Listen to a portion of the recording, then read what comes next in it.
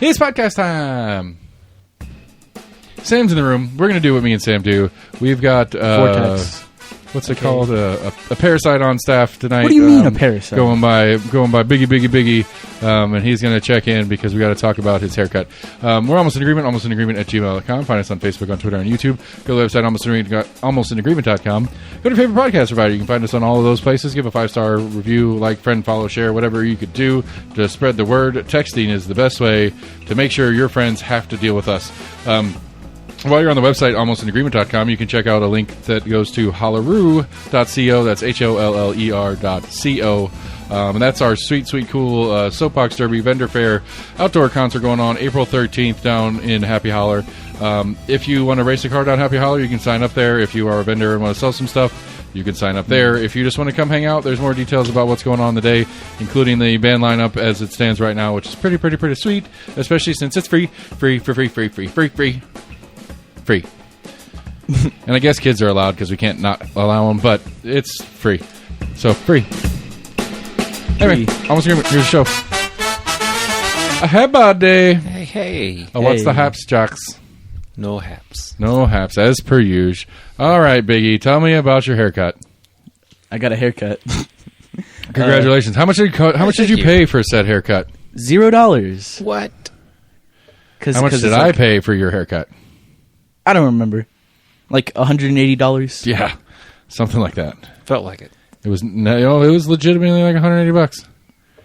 I paid like $80 for the deposit after our consult, and then it was like another like $90 day of, and like $20, $25 tip. I think I gave. Wait, did they shave his head? Is this a wig? No, he got a perm. Yeah, my hair's curly now. He's got curly hair. That's what the kids are into these days. Nice. Which I remember. I told him this story when I was about his age. I wanted a flat top, like a legit kid and play flat top. Mm-hmm. And my dad looks at me and goes, "No, your hair don't grow like that, friend. That's not happening." And I mean, I could. I could have permed my hair hard enough to kind of get there, but it still just would have looked stupid. So, thanks, Dad, for keeping me out of that one. But this one looks good. It worked for you, dude. It looks good. Yeah, looks good. Yeah, I am happy with it. I'm keeping it curly for as long as I can. I was joking with a lady who was cutting my hair the other day, and how the mullet was coming back with like the shaved sides. Oh yeah, it is. The mullet's coming back hard. It's sad. I mean, whatever. It's cyclical. The mullet's the mullet. The mullet's the mullet. That's a way to Business in the front, party in the back. It is. Yeah. Anyway, yeah. So I don't know. Did you? I'm curious the process of sitting in the chair for 3 hours, and did you talk to the girl at all? While Yeah, she was we did you just conversationed. we conversationed? Yeah, Cool. Knox County Schools, everybody. This is why vouchers are important. We conversationed. Yeah, we talked. We kind of talked about like just stuff, junk, whatnot. That's what you do. Some parts I was silent, some parts I was not. It's just like it depends on the situation. Like I can be really chatty. I like to chat up the stylist because I like to figure out if they're barbers or cosmetologists because I know the difference, and there is legal difference, which I think's crazy. But I'm the libertarianish person here, so I think all that stuff is crazy. But it's neat. It's interesting. It's. Mm-hmm. I just don't get it. Like my favorite thing that I learned, the funniest thing that I think I've learned in the process and talking to people about it, is as a barber or a cosmetologist, in your exam, you are required to be able to identify head lice.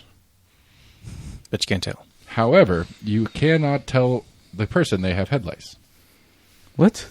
Because that, by definition, would be a medical diagnosis, and they are not doctors. And only doctors can medically diagnose people. I don't understand. Did they bring that up because you had lice? I mean, maybe they couldn't tell me, so I might have had lice. You might still have lice. I might. My head does itch a lot now that you mention it. Oh, that doesn't sound that crazy to me. I think it sounds absolutely nuts. Like, okay, so, like, doctors, right, they have to go through a state medical exam, right, to prove that they have the knowledge and stuff, right? To practice, yes. Okay, so I would assume that since they are going to have the ability to diagnose head lice, that part of the exam might include something about identifying and diagnosing head lice?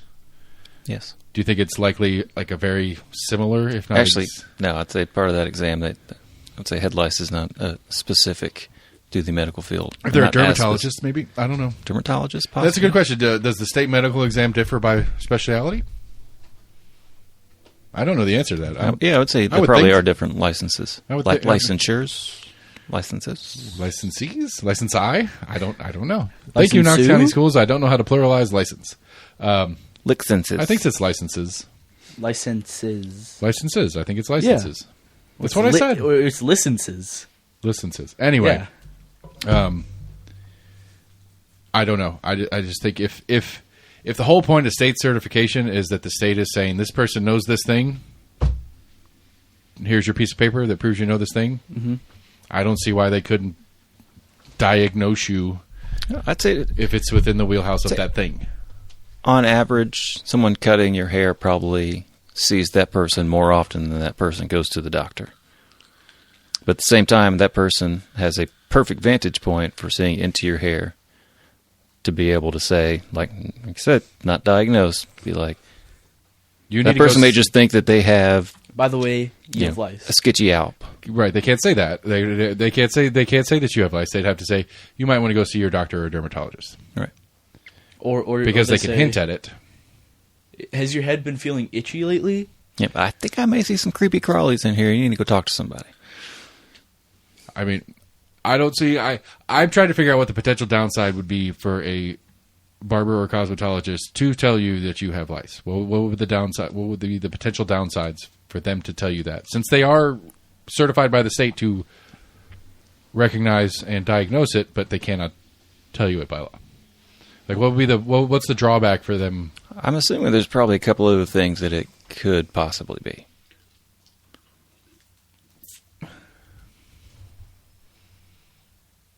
I'd have to. All right, I'd have to look into that. That is depending on what those things are. Because sometimes you may not see could- the actual lice themselves, because I think they're pretty damn tiny, but you may just be looking. Right. You May just be to see, some- like, the some feces bites or and something. dots or something. Right. Yeah. Or some larval or egg sacs or. But teachers, well, no. I'm trying to remember if it was a teacher, because I've been in school a couple times where somebody else came in and was like, all right, we need to check everybody in the classroom. I don't think it was the teacher themselves. I'm assuming it was kind of like the school nurse or someone that came through. It was like, all right, I need to look through everybody's hair real quick. Yeah. I don't know. I've never had that experience. Be curious. I only ever happened it once or twice, but All right. Anyway, so now that we've been through that, you have head lice and you go to the school and you share your head lice with all your friends at school. I don't have lice. We talked about your haircut. Is there anything else you want to do while you're here? I got like 2 more things. Hit me. Let's get it. Yeah, Let's so get we after it. got to go outside today because we were I'm sorry. That's just the way you said it was funny. Anyway. continue. yeah we got to go outside. We got to see the sky. It was amazing. Yeah, and people are out there. They found a hornet's nest in the ground. There's a hornet's nest on the ground, yeah. Yeah, and okay, and they everybody was just like playing around with it, shoving sticks in it for some reason. Smart. Yep. Knox County Schools. And then somebody Genius children somebody Lincoln? jumped on it and didn't get stung because there's a piece of cardboard over it, so not enough went out to where they would get stung. Then somebody was like, "I'm gonna take the piece of cardboard off because that's a good idea." Took the piece of cardboard off Yes.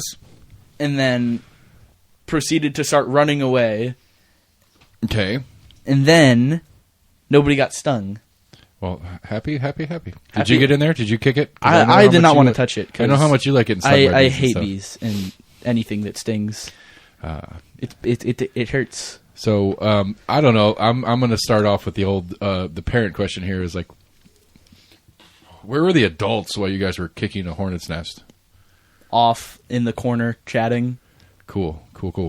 There were only 2 teachers out there. Mine and the different classes. How And many then classes were out there? 3. The third one was in the bathroom for the whole time. Oh, man, it's a long time to be in the bathroom. We were only out there for like 15 minutes, but yeah. It's still a long time to be in the bathroom. 15. I mean, Somebody was constipated. or you're playing on your phone. I mean, I'd say probably 30% of my going to the bathroom time is me just playing, like finishing. I'm done with what I'm doing, but I'm still finishing the game or whatever I'm playing on my phone. Yeah.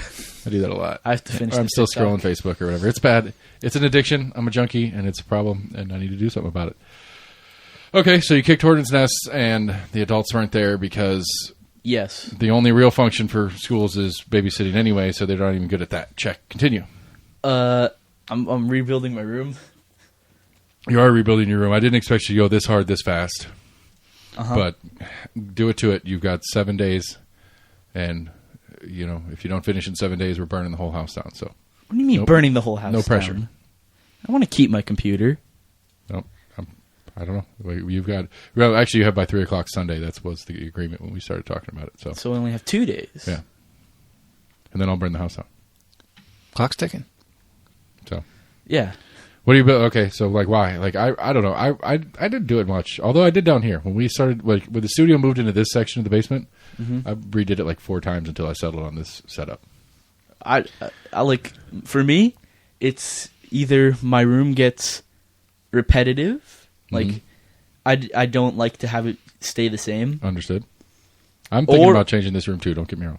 or it's just that I thought of a different way to get more space out of my space. Yeah, I mean I don't know. I'm trying to think. Like, no, I mean your mom's house is the same floor plan as this house, right? Pretty much. Pretty much. Like I'm trying to think. Like I think both your guys' rooms, both the kids' rooms here, are pretty small. Mm-hmm. But I think it's probably just as big or bigger than my room when I was a kid. Like it's a perception issue. Probably. My bed is massive, though. It You- takes up like 40% of my space. And you wanted that damn thing, man. You wanted that thing. We went and you saw it. And you're like, I want that for my room. That'd be so awesome. What size is it? It's a full, Okay. but it's this weird little like. It's not a loft. It's got It's like okay, a so half loft. There's and a storage the dresser unit goes underneath it. which is kind of funny because Max, his kids, all their rooms were like that. It was just a standard chest of drawers that he had, and then he built like with pallets and stuff, a bed frame on top. Yeah. Like all their rooms were like that, and it's not a bad like it's a good format. The thing is this one was like a I don't know rooms to go or something version of it, and it's got this shelf on the back, so all the advantages of getting that dresser under there gets lost, and it's bigger. It's a bigger footprint total than it has to be, Right. and so Yeah. it's got its own issues. I don't know. I just like I don't know. I didn't do like I don't know. Kids these days, like when I was a kid, I didn't spend a lot of time in my room. That's half true. I did have my Sega in my room for a little bit, but I was also on my 12-inch color TV. Woo! And I'm on my 2 monitors, 36 and 24, with 360 hertz and 240 hertz displays, with my $1,000 computer. I know, fucking kids. God damn it. I like my computer. Yeah, I like you. I like that you like your computer. Uh-huh. I also like to, pay the See me? mortgage. I'd like to retire one day. There's so many things that I would like. It's not all about you, though. Let other people get piece of the pie for a minute. It's got to be a decent sized pie to share, buddy. Look, I mean, it's a big economic topic right now. Like the U.S. is below replacement rate right now. People are getting married later. They're having kids later. They're having less kids. And on the grand scheme of things, that's a problem. For the greater economics of the United States. No, part of it, we just have a large, the baby boomers, basically. We have a large population of Right, people but that even- are leaving the workforce and retiring. But past that, past that, the generation below them is the baby boomers did their job. They had 2.5 or so kids each, and whatever. They went a little bit above the replacement rate, but not crazy.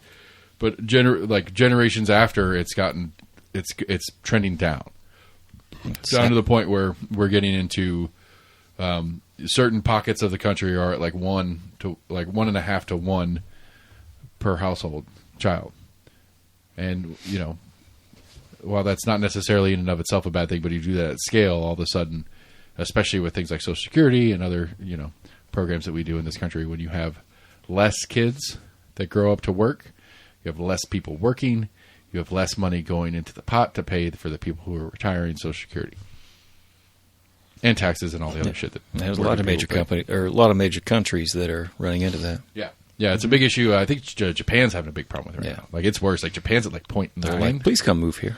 Right. We know we don't have very much like places for you to live. You got to live in a tiny micro apartment. It's I think I saw an article today about that, the rise in, I guess, of okayance of micro apartments. I saw a TikTok that was the smallest apartment in New York City, and it was like 3 feet long and like 9 feet wide. So you have enough space in there for like a bed and a bathroom. No, there's like a community bathroom somewhere else, and there's enough room for a bed, a little area to cook your food, and that's kind of it. None of that sounds good to me. Like I do not want to live in a crammed little box for 70%. I don't know. of my I mean, life. it's there is I can kind of get a little bit of the exchange. It's not me. It's not me. But I can understand somebody who is very social, very out and about, doing stuff. You're at work, and then you're going out and hanging out with friends and stuff like that. And so, all your apartment really is where you sleep. Like we talked about it last week. You know, downtown Knoxville is blown up. They've started putting not apartments but condos and lofts, I guess is the fancy name for it or whatever, in downtown. And we keep joking about how there's no grocery store and you have to drive out of downtown to go to the grocery store. Mm-hmm. But like when you get into like cities like New York, where it's like uber populated like that, a lot of people, they go to the grocery store every day. They stop at the grocery store on the way home from work and get the things they need to make the meal they're having for dinner tonight. And so it's a little bit different of a format than what we're used to, where you go to the grocery store like once, maybe twice a week. They go to the grocery store but only get a couple things, where we go and we go to Sam's Club and get a truck full, right, and hope that lasts 4 or 5 days. With this kid, his goddamn hair and all the eating he does. Hey, all right, all right. So we'll close. Well, we'll close our biggie section with if you were allowed to vote in this upcoming election. Trump, Biden, is that it? I mean, there's more on the ballot than that, but yeah, I guess that's all that really matters. So let's go ahead. Who am I voting for? If you were allowed to vote, who would you vote for? This is out in public, buddy. Your friends might hear this, so just know that. I don't know. Neither option's great. Because, like, what is it? Biden, he's old. I don't think he has the mental capacity to become president of the United States again for another 4 years. Okay. Cool. Continue. But Trump's also insane. Okay. Trump is Trump. He's an orange. And he's an orange. Okay. So you've already mentioned TikTok a couple times on here. With his spaghetti hair. Where is it? Where do you get the information that you just... Like, where do you get the information that you consolidate into the idea of what you just said? People, like, I get it from people being, like... They're like mad at both options because they don't have a good option to pick. So this is from TikTok or YouTube Shorts or whatever. Yeah, it's from it's from videos TikTok that you're watching where people are ranting and raving about X or Y. Okay. Yeah, it's just them being like, I don't want to vote, but I have to vote, so I'm just gonna pick somebody. Well, you don't have to vote. You don't have to vote. You don't have to vote. Sam would make you vote if he could. If Sam was czar of the United States, he would require everybody to vote. It would be it's what's it called again? What's the word? It's not mandatory. Mandatory voting. Yeah, pretty much. That's it's a synonym for mandatory, which we're blanking out on right now. Yeah. But yes, it's obligated compulsory voting. Compulsory. There you go. Compulsory voting. Like school is compulsory. Mm-hmm. You have to go to school. Compulsory voting would be the thing. Okay. Actually, I lied. One more thing. What did you say? It was was New Hampshire you were talking about a couple weeks ago? Or Vermont talking about dropping the voting age to 16? I don't remember which state. Do you think a 16-year-old should be able to vote? My teacher did one of these in a class. Oh, okay. All right, it was do you think that the ability to driving age should be raised or lowered? Which teacher? Which class, rather? ELA. It was for ELA is English Learning Arts. Yeah, it was for like Phineas Gage or something. Guy with a gigantic hole in his head from like ear to here. spike. Yeah, he through got a his head. spike go through his head in a giant accident. like, Okay. working on railroads. He's not very important for this story. It's just like because Apparently. after it, he kind of became like an idiot Because he had a spike through his head. Check. Yeah, he had less of his brain. Maybe his personality totally changed. Which is not uncommon when you have a major head injury. Anyway, Right. And after that, he was like acting like a kid and stuff. And this tied into like, do you think that driving age should be raised to 21 because that's the same age that you can drink?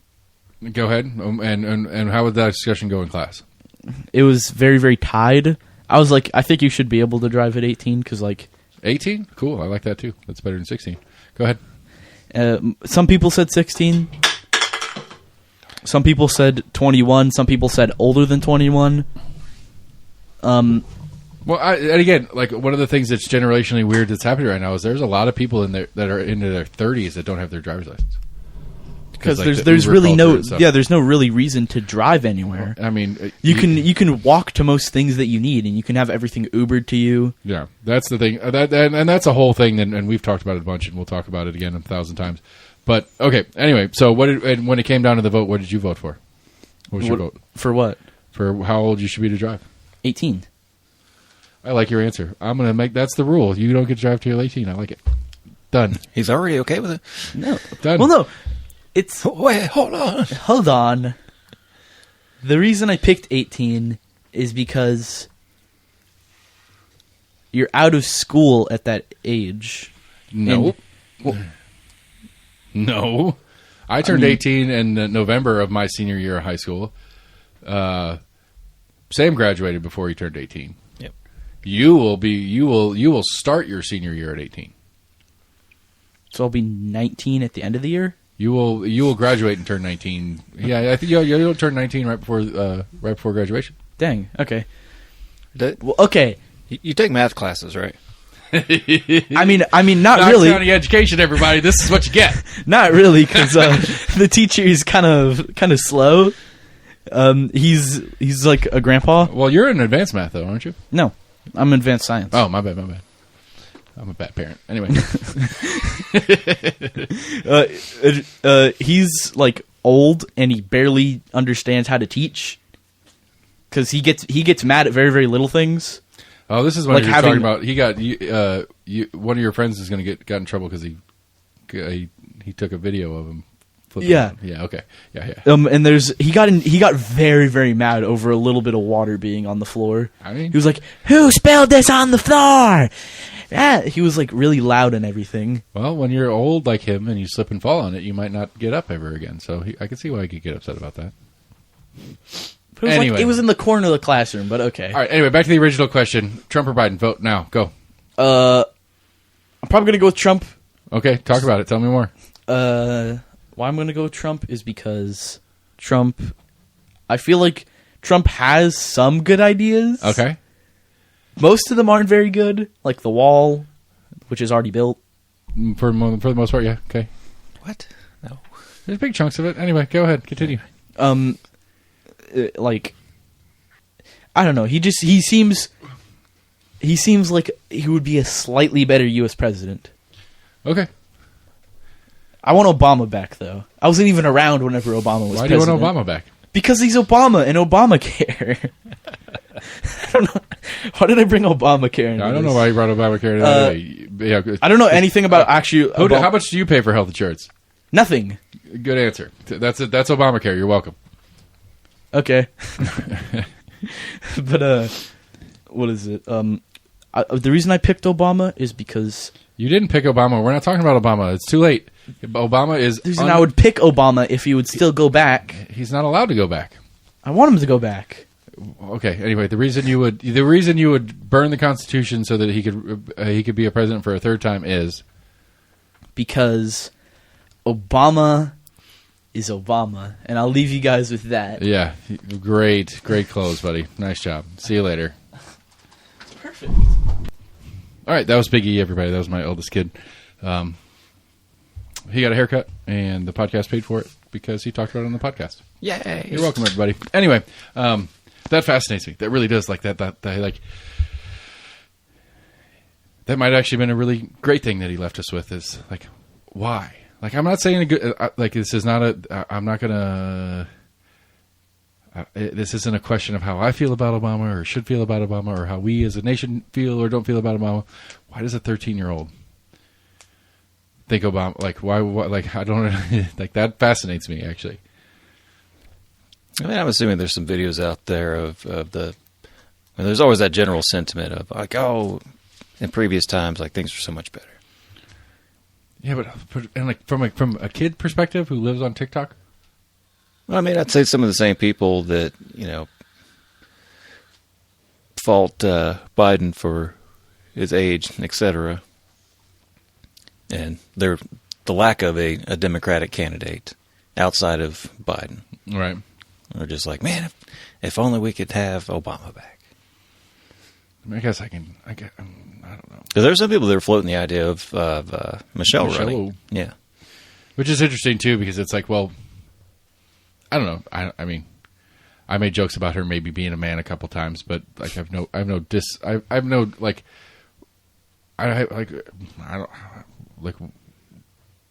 mean, Hillary Clinton at least left the White House as first lady, and then went through the process of being, a state senator and getting into politics as in her own right outside of being a first lady. Right.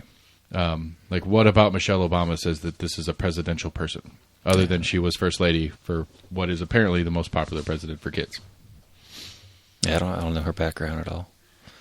I'm not saying she was incapable. I'm not saying she couldn't be a great president. That's not at all what I mean. I'm just saying, like, right. It's just a weird, like, it's as random as Aaron Rodgers should be, Kennedy's vice president. Like, it's like, I mean, it's really only name recognition. That's all you're using. It's the other Obama person. Right.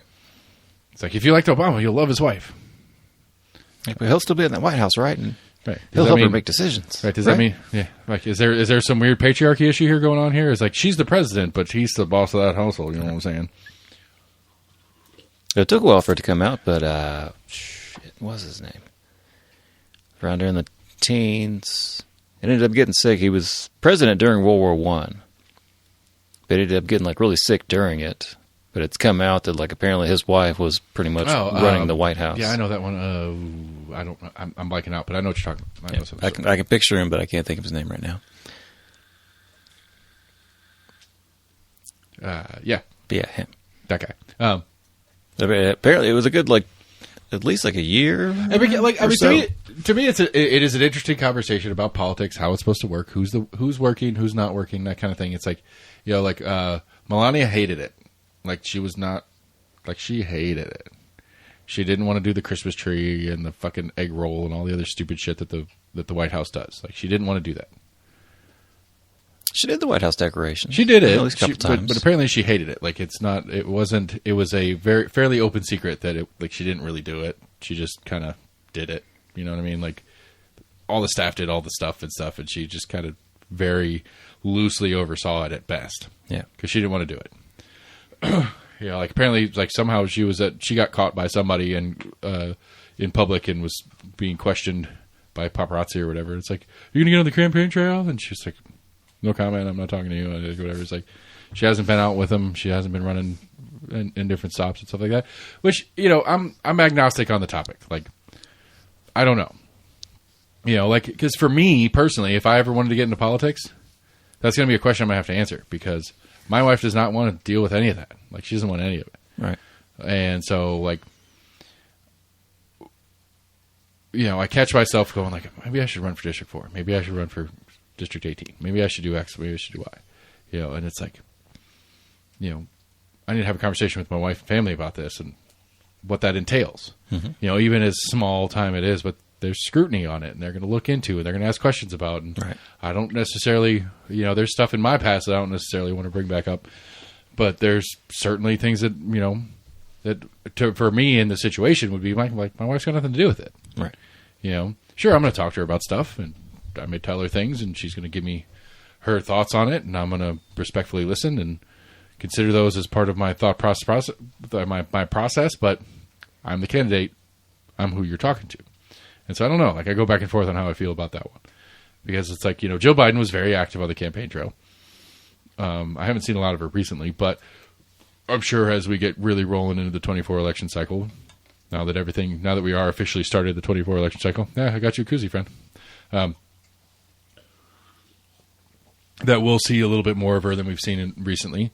But, I'm not sure. Like, I go back and forth. Like, it's the same thing with the Hunter Biden issue that's going on again right now because that impeachment inquiry is happening, and there was some really funky testimony before Congress today or yesterday on it. It's like, I don't know. It's a weird spot. Like, is the totality of the family involved in the process or not? And the answer is, I don't know. Because it really depends. No, I guess like what process really? The election process. I'm sure they help make some decisions. You're going to bounce some. You're going to bounce ideas off your confidants. Right, but to me, if you're part of the election process, then you're part of the who I'm voting for. And if you're part of who I'm voting for, then I get the right to ask you questions personally, not just the candidate. Well, and I don't know if I agree with that. Definitionally, what do you mean by the election process? So to me, like, as far as like helping run the campaign, or what? I mean, no, I guess not because we don't. Yeah. Actually, yeah, I guess because like campaign managers get scrutiny, and they get articles written about them and their process and things they've done in the past and stuff like that. Yeah, and so I think it's fair game. And I'm just not sure if I'm not sure. Like I said, I'm not sure where I stand on it because, like, to me, and maybe it's because I have a unique situation, or not a unique situation, but I know if I were to run for office, my wife would be like, "You do whatever you want to do, but you leave me out of it." But I don't know if that's an acceptable answer to the public. Well, I mean, again, for county commission or something like that, it's not a big deal. But if I was running for governor or something like that, yeah, First Lady of the state of Tennessee, they're going to want to ask her some questions. All right, it leaves open questions if you do just kind of keep like, no, yes, I'm married, but anyway, back to the blah, blah, blah, blah. Right. Like, I mean, you can't. Like, wait. I'm launching my campaign today, and just for the record, my wife has nothing to do with this. She wants nothing to do with this. Leave her the fuck out. Mm-hmm. That is not going to fly either. That's like, I mean, that's an immediate, like, where is she right now? Can we go talk to her? Right. What did I just say? Leave her alone. Just kind of opens up the door. Right. And so there's no way to play that. So anyway, I don't know. It's just an interesting little rabbit hole. Yeah. Anyway, you were saying before the show that you had something, and I wanted to get my raw take on it. Oh, no, yeah, we were talking about, kind of goes into what we're talking about as far as like age of driving and whatnot. Yep. I know you kind of advocated for kind of lowering ages for certain things. But I was thinking there was the... Wait, what did I say? Possibly lowering the age for certain things. Of why is it 21 for this, or why is it 18 for that? Okay. But I'm not agreeing that I said that, but go ahead. Okay. We've debated it. We've argued age of consent for a bunch of different shit plenty of times, yes. Yeah, for different reasons. Yeah. Yes. But there was the recent, I guess both parents have now been convicted of the Crumley parents, the Michigan, I want to say he was 13, 14 maybe, went in, shot 4 or 5 people, don't give me the exact number. But the parents have been found liable. Okay.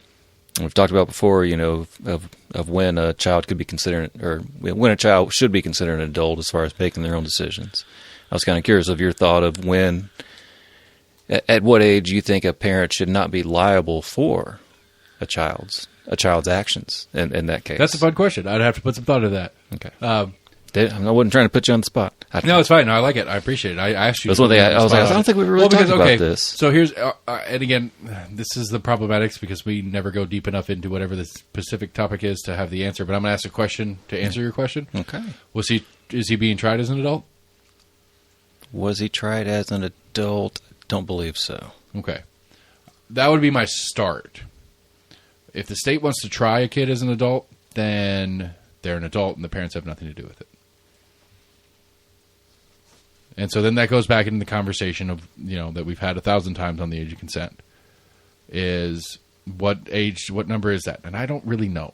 Right. And we don't really know. I mean, I think that's what if nothing else, the agreement we have come to on it is that we don't know. Right. Because it is very specific and very individual to the kid for that matter. And so I don't know. It is an interesting question. Yeah, I mean, a lot of scientists would argue that your brain doesn't fully develop till 23 or so. I mean, I guess my gut. Yeah, well, that's a Briggs thing, and we'll come back to that. But my gut reaction is. My gut reaction is if 18 is if you're an adult at 18, then anything you do under 18, your parents are responsible for. That's my gut reaction. If that's if that's the agreed upon age of consent for being tried as an adult, automatically being treated as an adult in the justice system at large, then anything you do as a juvenile, your parents have some responsibility for. That's my gut reaction. I don't know. Yeah. I don't my concern with my gut reaction is. That sucks. My 17-year-old does something stupid and I got to go to jail for it. Right. That doesn't seem fair to me. Well, I mean, there was... In this case, I think there were extenuating circumstances. It wasn't just, hey, this kid, no signs whatsoever. Apparently, as it was put on trial, apparently had multiple text messages between him and his parents of I want help. Or him telling his friends, I've tried to talk to my parents. I've tried to ask them, hey, I need help. And they just kind of blew it off. Not even the friends, parents, nobody? Nobody what? Nobody tried to get him help? Apparently not. That sucks. That's just shitty. That super sucks. Yeah, I don't know. Like I said, I think it's 18's my gut reaction. Yeah. That the parent holds some responsibility. If the inverse being if something happened to the kid that a parent would be found neglectful for, right? And that's basically what they found was they were neglectful. Right. If the inverse is true, if I don't have food in the house and Biggie who eats constantly starts suffering from malnutrition issues, right? That I would be held liable for that as a parent, right? Yeah. Well, parents are held liable if their kids miss enough days of school. Right. Even if the kid's, just straight up, just truant, just doesn't give a fuck. It still can come back on the parents as well. That's what that's one of the most unlikable things about Kamala Harris. She talks about arresting parents for kids skipping school. And laughed about it. But anyway, I didn't mean to make fun of the first lady or the vice president and the second husband. What's her husband's title? Second gentleman? It's probably second gentleman. I believe so. Anyway, so Briggs, and speaking of adult brains and shit like that, that's his. It goes back to my fucking hemp thing. WBRI ran the story this week. They're continuing series on legalized high. To which I wrote a less than what's the word? I wrote a couple emails. I emailed the journalist who wrote the story or who did the story and said, I understand you're trying to squeeze a bunch of stuff into a little window of time, but either the guy you interviewed from the hemp shop that you went to is an idiot, or you cut out the parts that actually matter in the conversation. Your framing is wrong, that kind of stuff. And then they had an interview portion of it with Briggs, and he was like, well, there's studies that show that, brains under 25, sometimes even 30, can have significant damages done by habitual use of marijuana before the age of 25 or something like that. Cool. True. Nah, I mean, I don't know. I have a lot of questions about those studies in and of themselves, but whatever. Briggs is I don't know. I've sent requests to his office, and so maybe I should be careful about how I talk about him before I get him on the show. But I've sent requests to his office. I will send some more. I don't understand him. I don't get it. He literally forget all the abortion shit that he fucking didn't read and signed, and then he's like, oh, wait a minute, hold on, that's not what I meant. But he literally wrote the bill for the hemp law that went into place this last year, on the premise that the cat's out of the bag. We can't put this back together. We can't close Pandora's box on this issue. He wrote the bill. If that's their premise in writing the bill, it's okay, we want to regulate and tax it. It's here. We got to deal with it. And now he's trying to use Department of Ag to get what he actually wanted in the first place, which is to keep weed illegal as possible. Not possibly. It's factually true. He won't tell me it's true when I ask him, but it's true. There's no other way to interpret his actions. He went from being he's always been strongly against legal marijuana. That hasn't changed. And so he went from like 2 sessions ago of writing and co-signing a bill to remove CBD and hemp and any Delta 8s or any of that from the market in the state of Tennessee to, okay, there's too much of this on the market. It's already out there. We can't put this back together. So we're at least going to put a regulated tax version in place. And so he's writing these bills. It's not that he's just signing these bills. He's writing these bills. And he's writing these bills with hemp companies coming to him saying, this is how we want to do it. And this is what we want. And he's saying, yeah, we're going to take care of you guys. We're going to make sure that the businesses stay local and growers stay local and this and this and this and this. And then he puts it to the rules with Department of Ag. And now all of a sudden, the majority of the sales in the industry are about to get murdered. And he's talking about how marijuana damages brains under 25. His stance hasn't changed. He's just been dancing around playing some bullshit fucking games with us. Trying to play both sides. Yeah. And it's fucking bullshit. And he needs to go away. I'm pissed. And he's not on the ballot this year, so we can't make it a ballot issue. And I know that because the wonderful Becky Massey explained to me that even numbers are on the presidential cycle. Odd number districts are on the gubernatorial cycle. I know neat random things. Because Max texted me. He's like, who the fuck is this guy? And where is District 7? And I was like, which District 7? Yeah. Which actually Max is in both. He's in District 7 in county and as well as District 7 in state senate. Huh. So Briggs is his representative. His senator. And so we I was kind of laughing about that. I enjoy that. I appreciate that. Anybody has a politics question, they start texting me. That's funny. But, yeah, I don't know. It's just... What's funny, like what I think what the thing to me, and I do it too a little bit. Last time the Compass guys had me talking about it on their show, I just stopped myself. I said I'm not going to play this game anymore. Yes, people want to get high. Period. Full stop. I'm tired of pretending like that's not part of this. People want to get high. Who cares? Like that's the thing that drives me nuts. Like everybody, like and the guy that WBI interviewed from the hemp house or whatever company store it was, like it's like this isn't just people trying to get high or whatever. There's people that use for therapeutic reasons and stuff like that, which I totally agree with, and I think I'm not saying those people don't exist, but stop. Yes, there's therapeutic for reasons. There's recreational reasons to use this. Who gives a shit? Why are you trying to you're trying to frame it in some medical thing to feel good about it? Because the reality is the public doesn't care. I don't think the public cares. It's just not an electability issue. Nobody's going to run on weed and win. No, but the general public is more accepting of it when you're able to explain that it's not just recreational. I don't think so. I think the general public in Knox County, at least, especially as Republican as Knox County is, doesn't fucking care. They don't see the like. I think that's. I think that kind of goes or leads a little into the abortion issue as well. Some people, just kind of saw it as like, oh, that's just people just accidentally getting pregnant, and they're like, well, no, this also covers people that just don't use protection, don't take precautions. I can't think of the name of where you basically have a fetus that forms inside the fallopian tubes. Entopic pregnancy. Or basically the embryo gets fertilized inside the fallopian tubes, which can turn to be deadly. Right. But the removal of that would be considered an abortion. Sure. But when you explain that to people, I think that's when people become a little bit more okay with it at times. So I think similarly, when you're able to say, like, hey, it's not just people wanting to buy this just to go get high and chill the fuck out. I 10,000% disagree. I think that abortion is the same way. I think most people don't fucking care.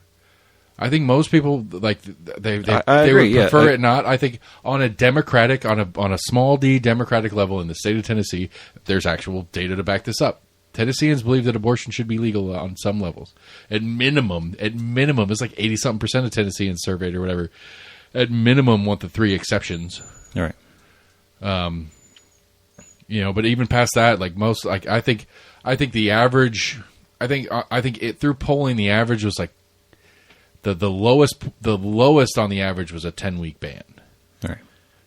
like the highest on the curve or whatever was like a 16 or 18 week ban or something like that. But absolutely, Tennesseans don't want none. Yeah.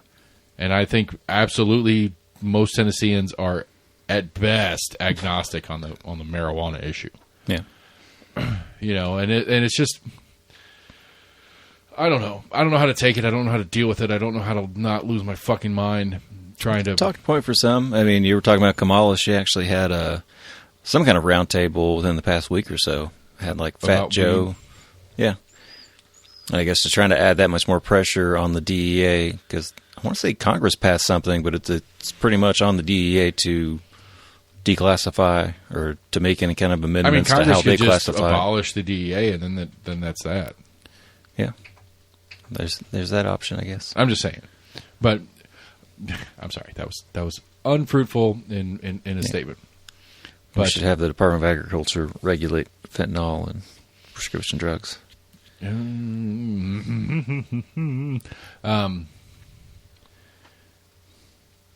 We did tease. Was it last week we teased? Wow. I think was it? Yeah, it was last week in the outro that I teased. We could argue about how I feel about the regulation of drugs in general. Did we tease that? Yeah, I'm pretty sure we talked about it, right before we went to News of the Weird. No, I think it was part of News of the Weird, and then I hit the song, and during the outro I talked about how I don't think anything should be illegal, but I don't know. We don't have to go down that rabbit hole. I like the Portuguese models is probably my favorite so far. It's restrictive and it's not libertarian, but Well, was it Oregon just tried it, and now they've just repealed it. you'd mentioned that. I hadn't seen anything specifically on it, but I had heard that in conversation. So I think part of it, or a part of that law, I want to say if you were found with, an opiate, heroin, etc., you were basically like given like a ticket that was $20 or whatever. It was like, hey, you don't have to pay this ticket, just call this number, and it was like a helpline basically. See, and they had some people that were receptive to it, and other people were just like, fuck that. I mean, I think on the. Oops, sorry. On the. So I think that was part of it. It was like, hey, we want to try to help people and get Sure. people out of this. Like we understand there are people that are just, beyond that point of Sorry, I'm trying to reach recovery on their own. It's like I think there's definitely some truth behind. There's a lot of people that get caught up in drugs and just Sure. don't know another way out and Sure. just want that hand up, not a handout. They just want a hand up. What's a hand up? I don't want to hand up. A lot of I think it's first time I heard it was in like AA, Alcoholics Anonymous. Hand up. A hand up, like somebody helping you up. They don't want a hand out. It's like, hey, here's whatever. It's like, I just need somebody to like help me up. I don't want you just like throwing shit at me like, Sure. hey, here's $50, whatever. Here's $50. Sure. Like the Portuguese model was interesting, is that you could go to a clinic basically. That was my understanding of it. Yeah. Right. So you go to a clinic, you can get your heroin, and a nurse practitioner, somebody who at least can. I don't know if I think you could bring it in yourself, but I think they could also test it for you. But they gave you a place to administer it. Right, and they monitor the administration of it with somebody who would understand the math of this many cc's is in your body and how much you use and stuff like that. We'll kill you, so we're not going to let you take that much. I'm not sure if it went that far, but I don't know. But it was a place you could go and you would chill there, and they would give you information about options to do, but they wouldn't tell you. You didn't have to do anything. All right. And Okay, if you want help, like here's a brochure. Right, and a lot of those, if you want help, got taken up, and then some didn't, and some people died. Not many. Some people would continue to regularly come in or whatever, and that was that. But the actual like overdose rate went way the fuck down. Yeah. And it was because they're not trying to change you. And I think, to me, I think the addiction and abuse, drug abuse conversation is wrong. Yes, there are addictive substances. There are substances that specifically chemically operate in an addictive manner. They grab a hold of some, nerve, some shit going on in your brain, and they make your brain do things, and then your brain says, I need more of that. I'm freaking out, I need more of that. Right. I'm not trying to pretend those substances in the actual functional action don't exist. Yes, addictive chemicals exist, and your body does not react well to them because what your body does is say, well, it reacts really well to them when you have them, but it reacts really poorly when you don't. Like, that is the reality. I'm not trying to pretend that doesn't exist. But the conversation to me needs to be about the why. What are you trying to hide from? Right. What are you trying to escape? And that one, nobody seems to care to talk about because it's too big, it's too complicated. I don't know what it is. But that's the reality to me. It's a little different for a lot of people, and that's why it's hard to kind of pinpoint. I agree. Of what people, absolutely. There's going to be some kid escape. who tries it because of peer pressure, and that has nothing to do. They're not trying to escape their abused childhood or anything like that. They're just with a group of people, and it happens to be there, and they do too much and die, and that sucks. I'm not trying to pretend it doesn't suck, but the legality of it means fuck all to that situation. That's the problem with the thing to me is the problem with the argument is the legality has nothing to do with any of it. Like the legality is not keeping it unavailable. It just makes it poorly available. It's available, and you can get it if you want it. You're just guessing at whether or not you're actually getting what you asked for. Yeah. So the legality of drugs doesn't change its availability. We could, you and me right now, with a couple of phone calls, could probably get anything we want. I'm 100% confident that I could that before the end of the day. Yeah, I mean, access to the dark web gets you to spend anything. Sure, and I'm not even going the dark. I'm talking phone calls. I'm not talking about trying to dip into the deep dark internet. I'm just talking about making a few phone calls. I know enough people that one of them probably knows somebody who knows somebody who could get me something. Right.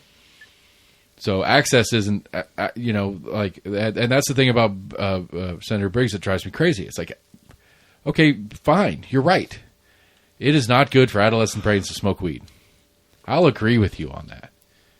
But this bill that you're putting together doesn't change shit. Not this bill, rather, but this way you want the rules to be interpreted by the Department of Agriculture isn't going to change access. It's not. I mean, hell, I know plenty of people who are still buying from their dealer as opposed to going to a store and buying it. Because a lot of the, if you want to smoke, most of the shit in the stores right now is near identical to what you're getting in Colorado.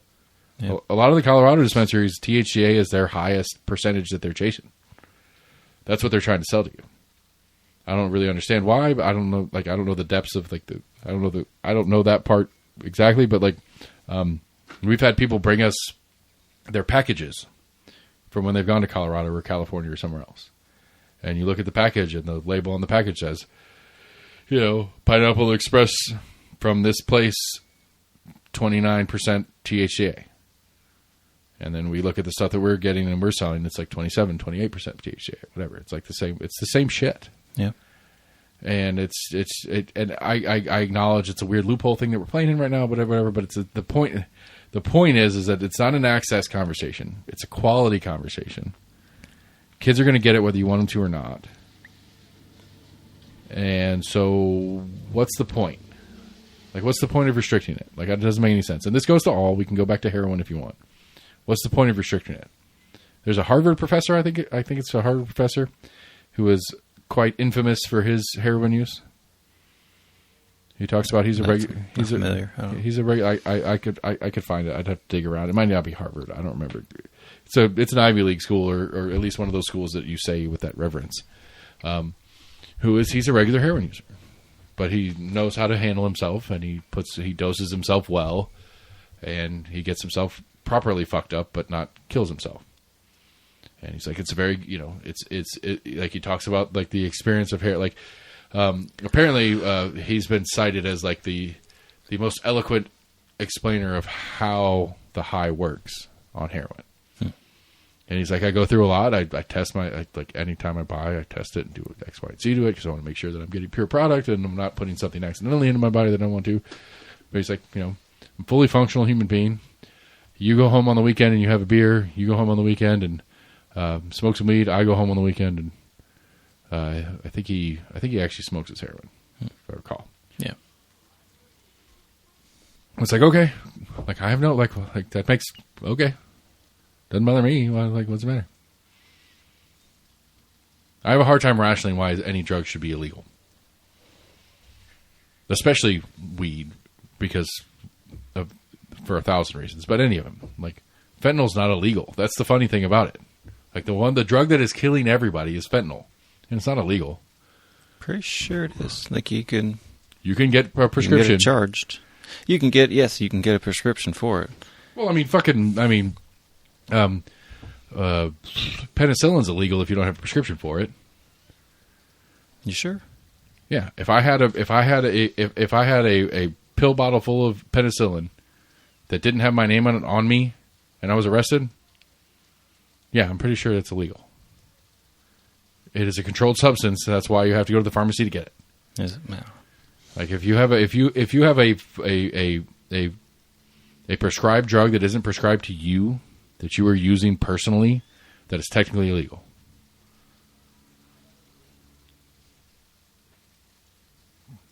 I could see that being. Fentanyl is one of them. Like fentanyl is a used drug in hospitals and stuff like that as an opiate, as a painkiller. I mean, hell, cocaine's you can get prescribed cocaine. They use liquid cocaine for eye surgery. Right, for LASIX. Yeah. And it's like, but I thought it was an evil bad drug. Like, it has medical functional usage. Like, it's just funny. I don't know. You're not prescribed it. It's just, I think it's just used in the process to numb your eyeball. Prescribed is a probably some weird little insurance legal technical term in the process. But yes, it's used upon you. It's administered. Yeah, it's not prescribed to you. They don't give you a prescription. You don't get to use it yourself. Like, here you go. You can go get some more like cocaine eye drops. Wink, wink. Do not ingest. During the surgery. You're right. But I think you're right, because fentanyl's in the same category. I don't think anybody is allowed to get fentanyl and take it home. I think if in a surgery, in post-op or something like that, they might give you fentanyl, but they're administering it. It's not given to you to take on your own.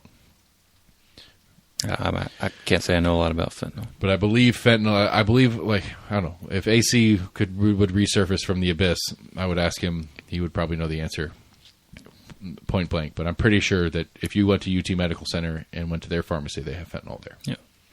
I wouldn't. I couldn't it's guess. It's fucking good. Like, that's the point. Like, it's really good at what it does. Sorry. I couldn't guess a percentage. I mean, there's a lot of people that get hooked on opiates that started out with them just being prescribed for whatever. Like, sure. Hey, you just broke your arm or just had this or whatever. Here's a prescription for oxycodone. Yeah. And they take it as they're supposed to.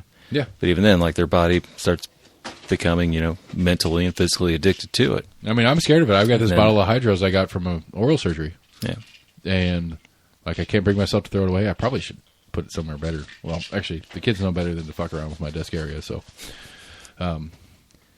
Now, I was actually a little... All they do is make me itchy. Like, I don't really feel better on them.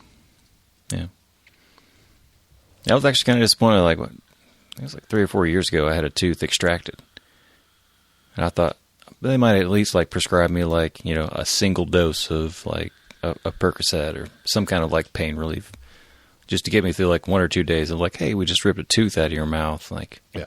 You're going to be in pain. They're like, no, just take some ibuprofen. Well, mine was they ripped a tooth out and then they installed can I a bracket. Ask, like, is that drug seeking? If I'm just like, hey, can I get something like just for the next day or two? That's a weird issue. I'm not asking for like a full 30-day supply. That's part of the problem to me too. Like that, and I think that's a huge, great point. That's a huge, great point, because that's part of the problem with the system, with the way the system works, is because yes, there are people that abuse it, 100%.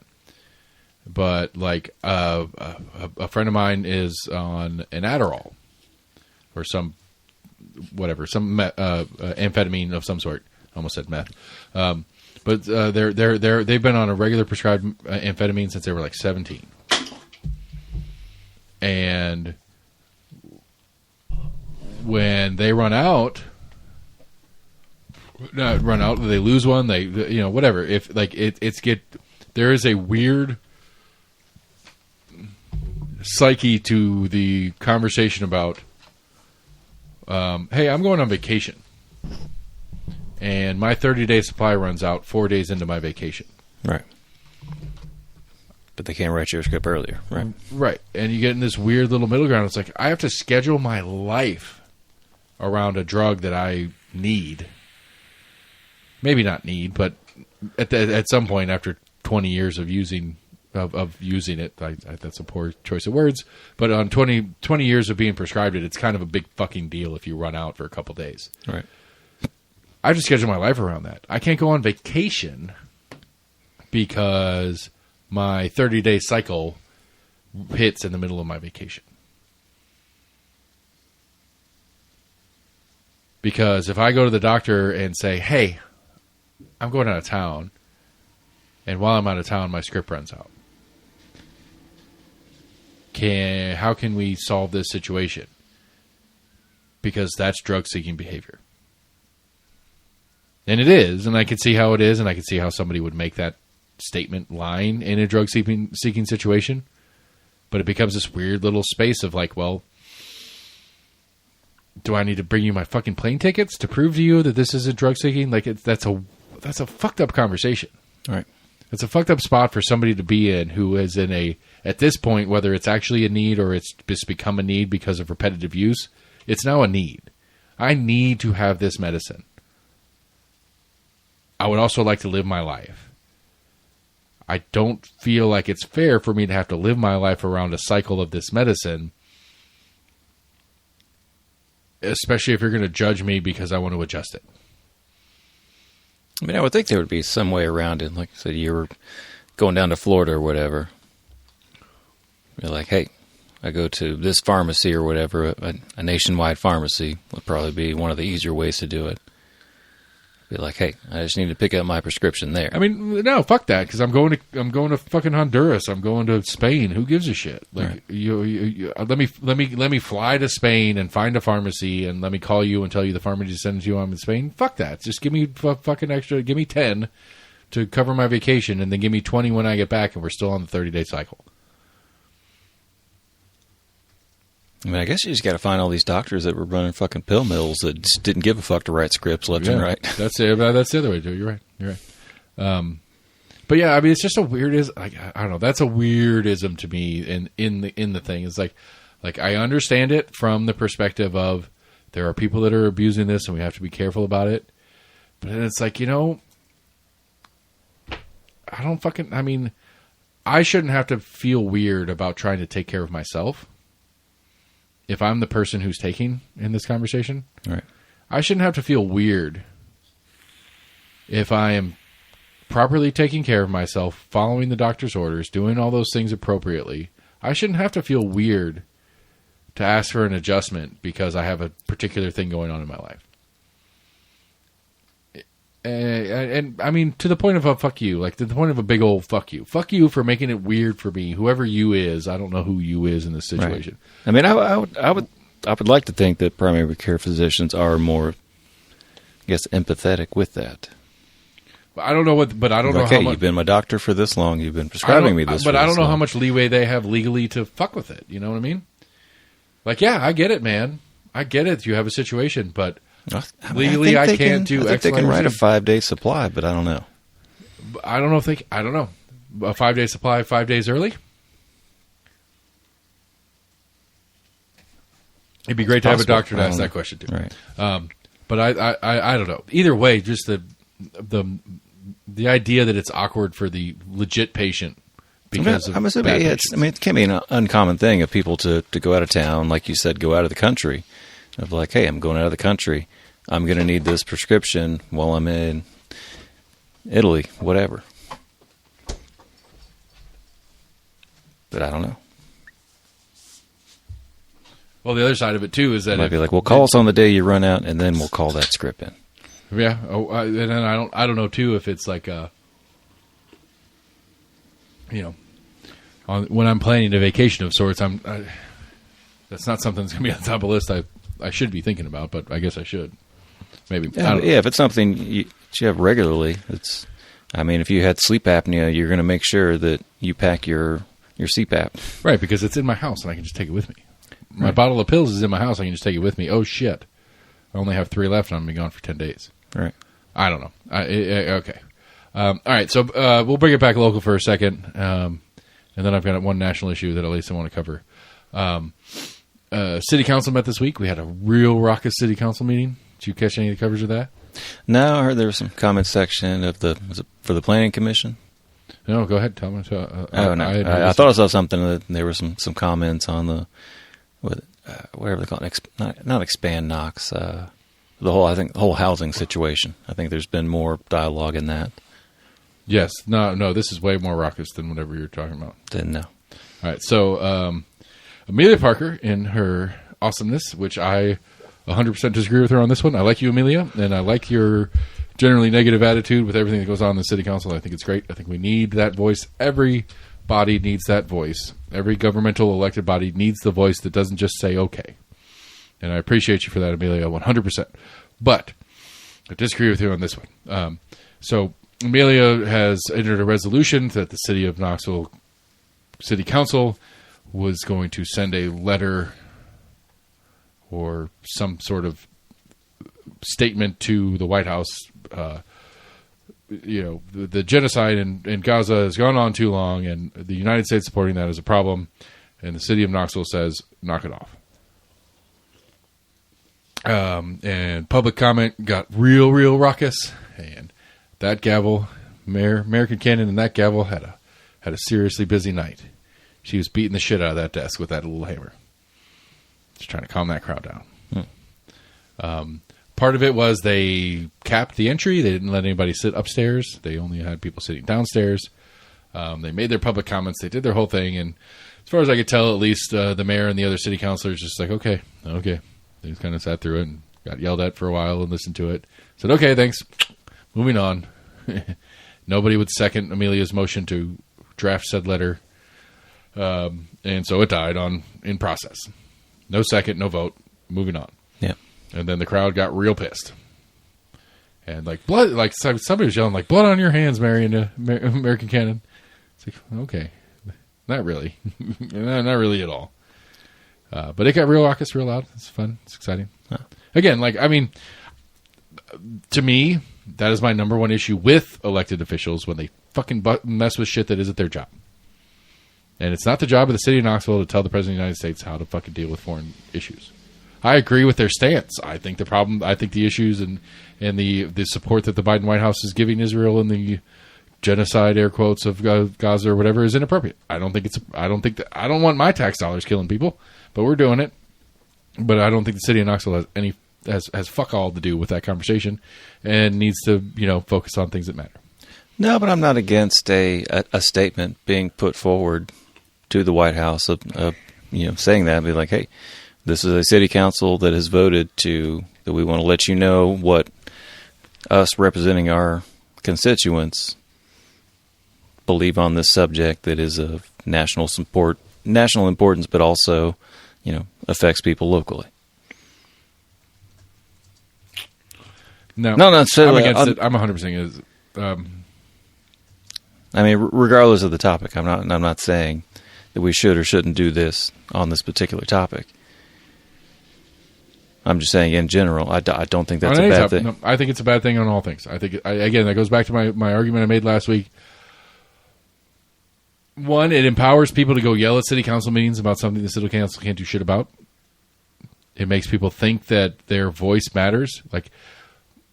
People want to be heard, right? That's the whole thing. I want to be heard, and you have to listen to me because I elected you. It's sure, I agree with that, but I'm not going to listen to you when you're talking about something that isn't my job.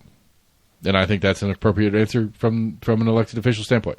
If I were, I don't think people had expectations of people doing anything on that topic.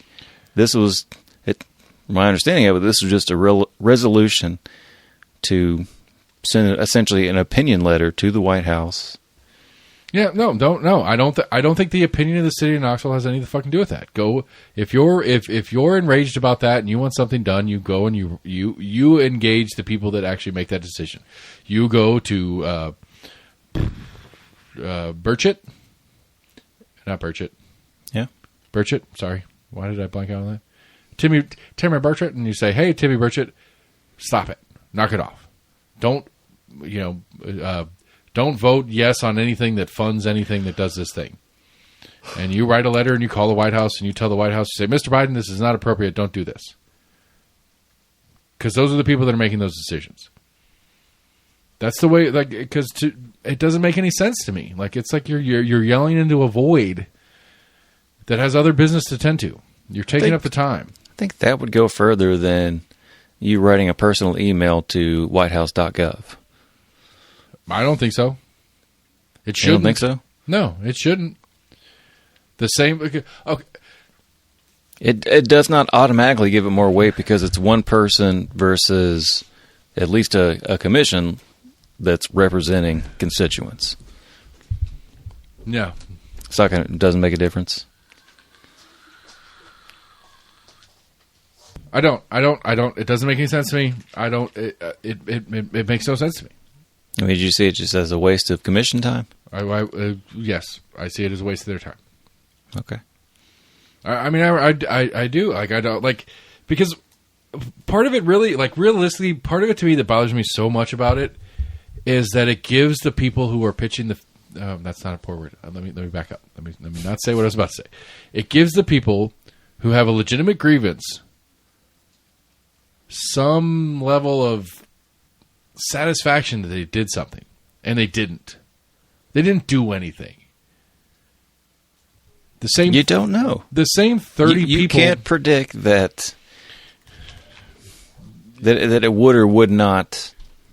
Well, it's if somehow magically every city every city with a population over 150,000 people in the United States all wrote letters as a city and said, Mr. Biden, this is not okay.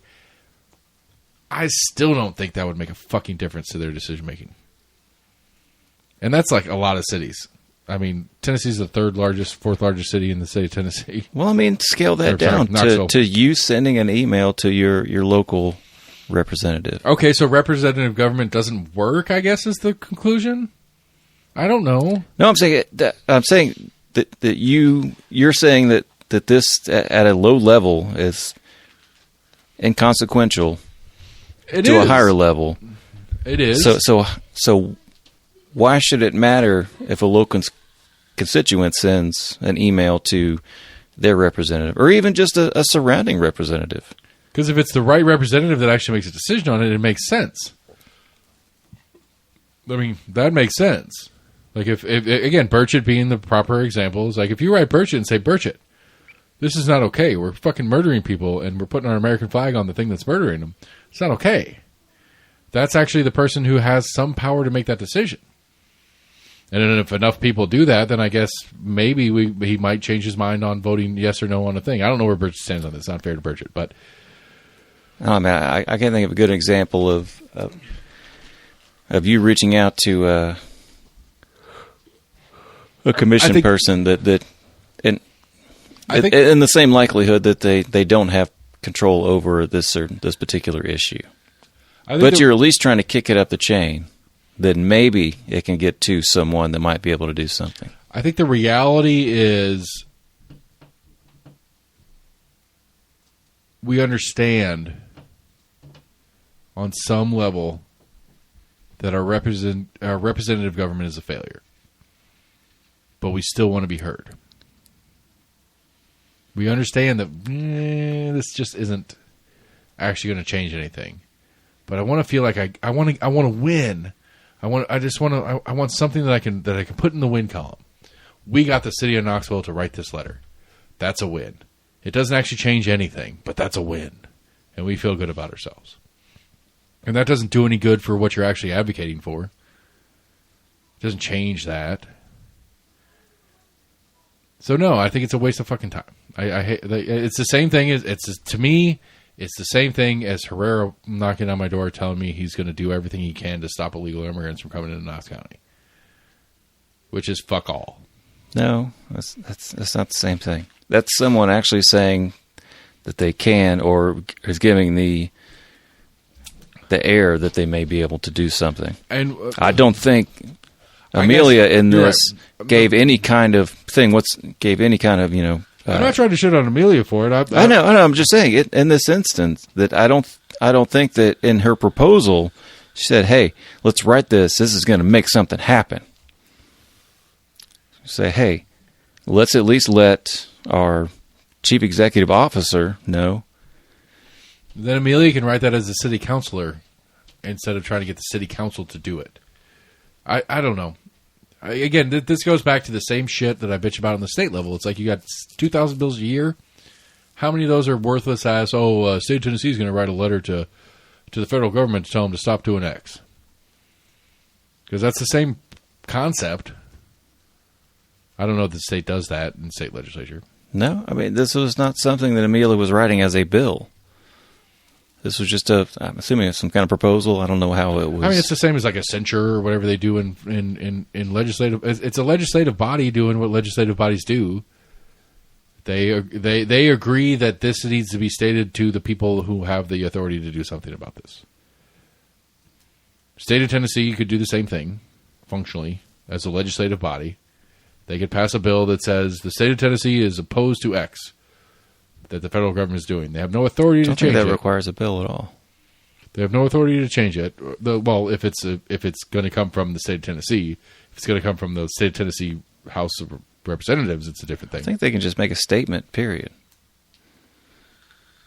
I don't know. I would think they would have to pass a bill. I think it's a waste of fucking time. That's I think if you really wanted to get down to the brass tacks of it, the electoral process is so goddamn broken that the way to actually fix it is to vote for different people, and we're fucking stuck. We can't. And that goes for that's all the progressive crowd there, especially who was pushing this thing. There's no progressive action in East Tennessee. And there won't be for a while. And then it's democracy at work, I guess. I don't know. It frustrates me. It's stupid. To me, it's a waste of time. I get what you're saying.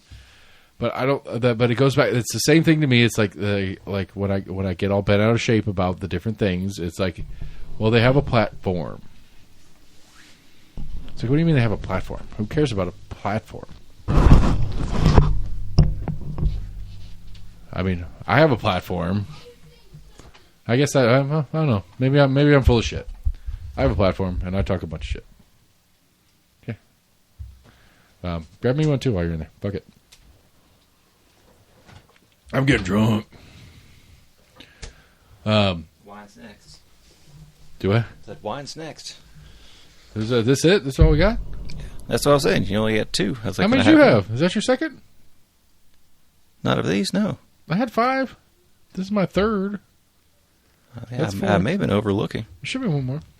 I got whiskey over here, too. You want a shot of the Roman man? Not just yet. No, anyway. The open bottle is the good one. You're not allowed to take a shot of that. You gotta fucking sip that shit. Okay. Quality. You gotta be... You gotta respect it. Did you see, we talked about a while, the Andrew Johnson building? There used to be a hotel. Yeah, there's some argument about the owner's gonna have to fucking get to work, or they're gonna take. Yeah, they gave him 30 days. Fuck yeah, get on. Gave you hey, per our agreement, we gave you were supposed to start on this and all sorts of shit. You better get to fucking work. Right. My favorite right now, Larson J. As much as he is a weird fuck, but he is angry about telephone poles, and I love it. That's a fun story. I did see that. And it's like, as if... That's something I've wondered myself. I'm like, because some of them, they're like literally hanging off the ground. It's almost like they tied part of another pole together, and it's just hanging there. Like, we've got a whole set out here, because they came, like, KUB and whomever had come out, and they replaced all the wood poles with these big fucking steel poles. Yeah. We have a transfer station over here and some other shit and whatever. But they'd come and put all these out, like, these big steel poles in. And everything is off except a couple on all of them. And so both poles are necessities, but they're like literally like next to each other. And they've been just doing all this utility work constantly out here. I'm of the sorts, like, again, this is something that actually matters local government.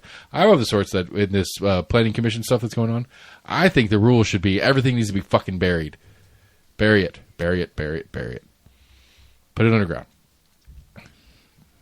The Knox County should not permit KUB, AT&T, Comcast, anybody to put anything on the poles in any new work.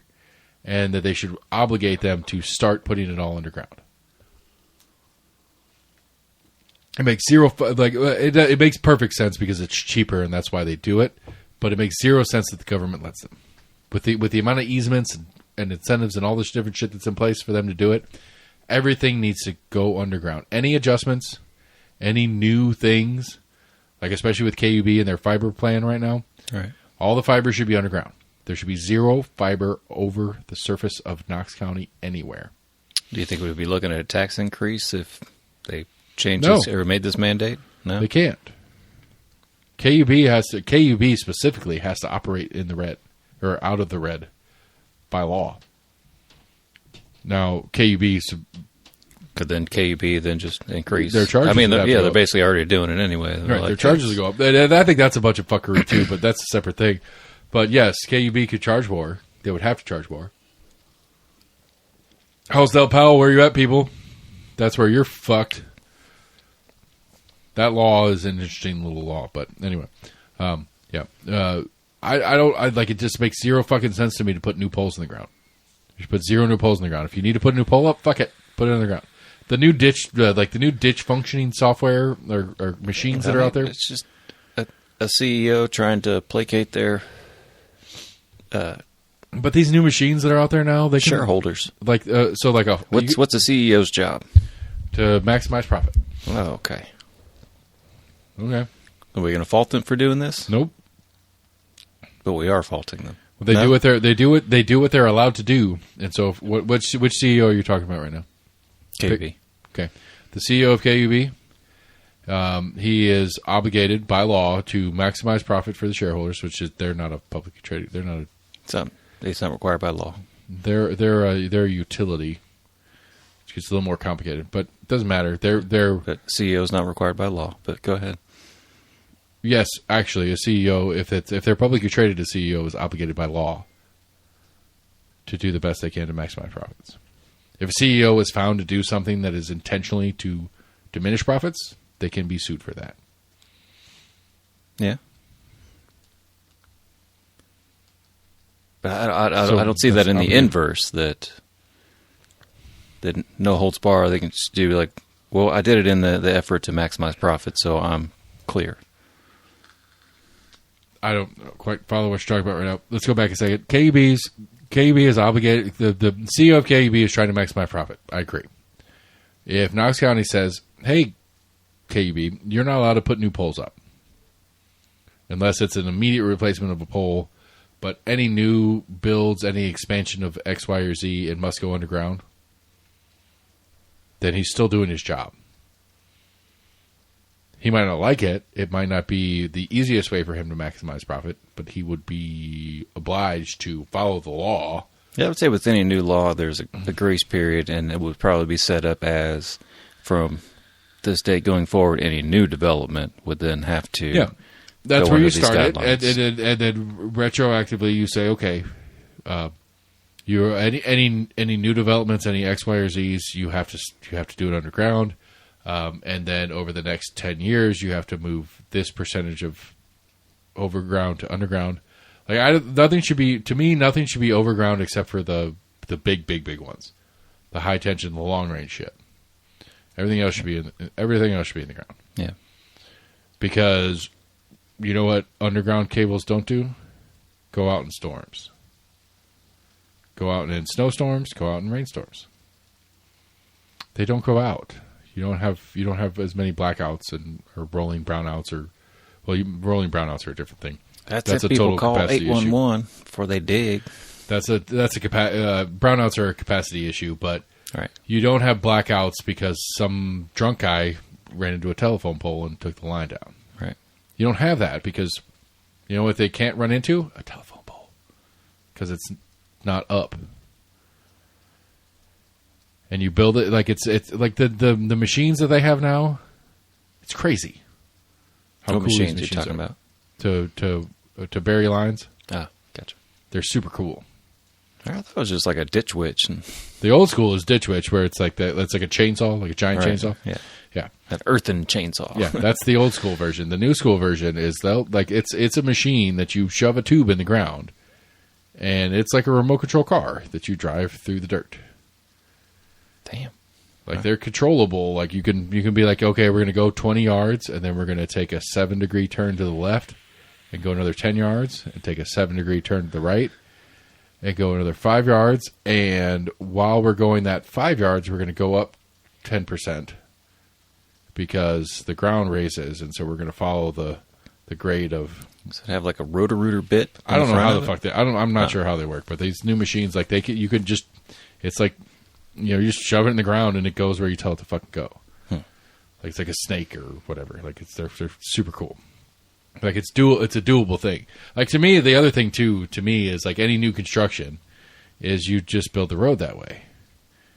You dig the road out and you put a big fucking channel, right, in the middle of the road that's like an 8-foot diameter tunnel as you're laying the roadway.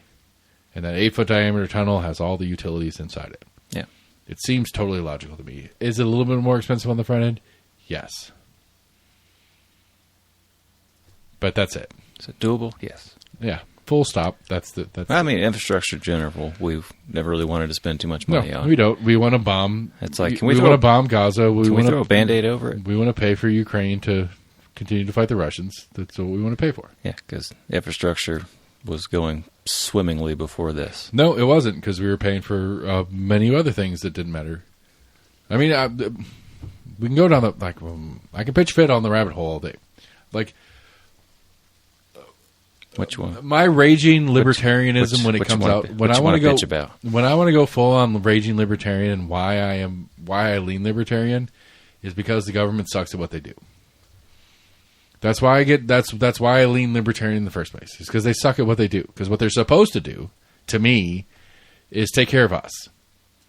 I think we now rank like 60. I thought libertarians don't want to be taken care of. They want to say be left. We leave now me rank. alone. I believe the United States under 35 ranks 67th in happiness. Yeah, I thought we just got lower on that scale. Yeah, and why? Because it's hard to fucking live in this country. It's hard to live in whatever version of happy is. It's all the government's fault. It's certainly got a fucking lot to do with it. How else is it? Like, why? Okay.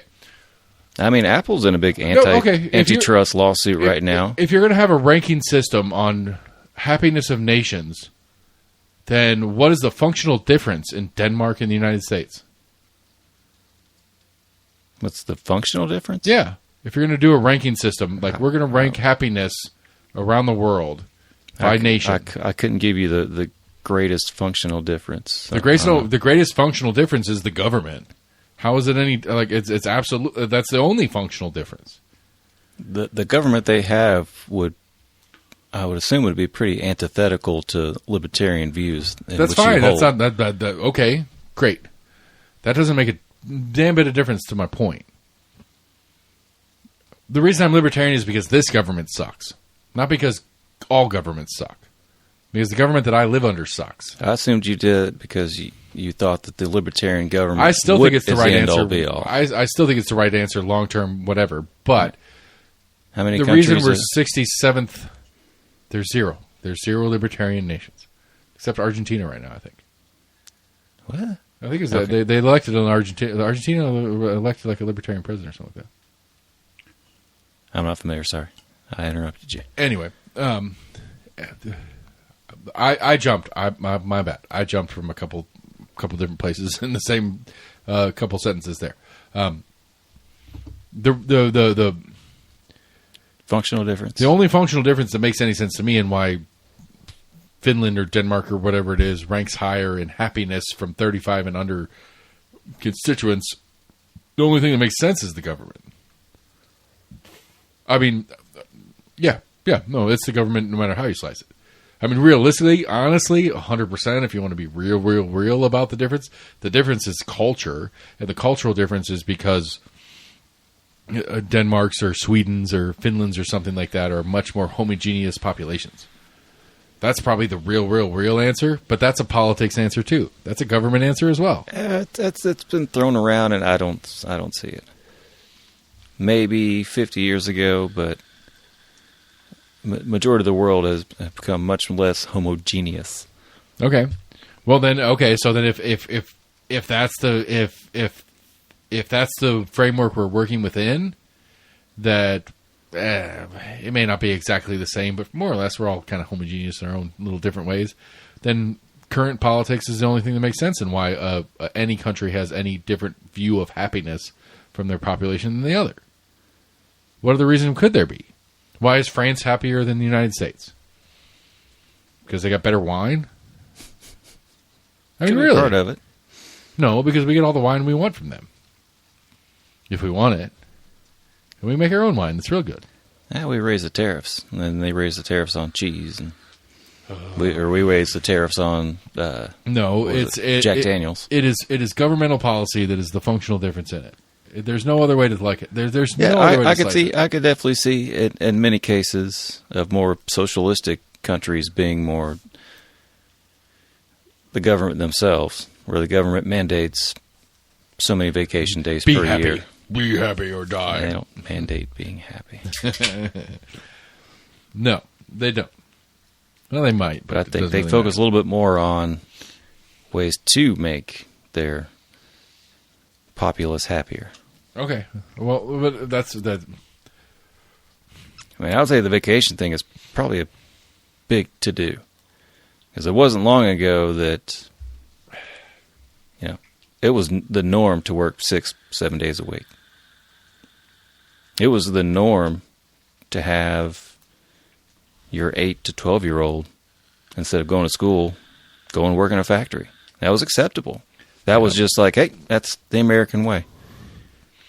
I mean, that wasn't just the American way, but I okay. know that wasn't just the American way, but I would say other countries got away from that a little bit sooner than we did.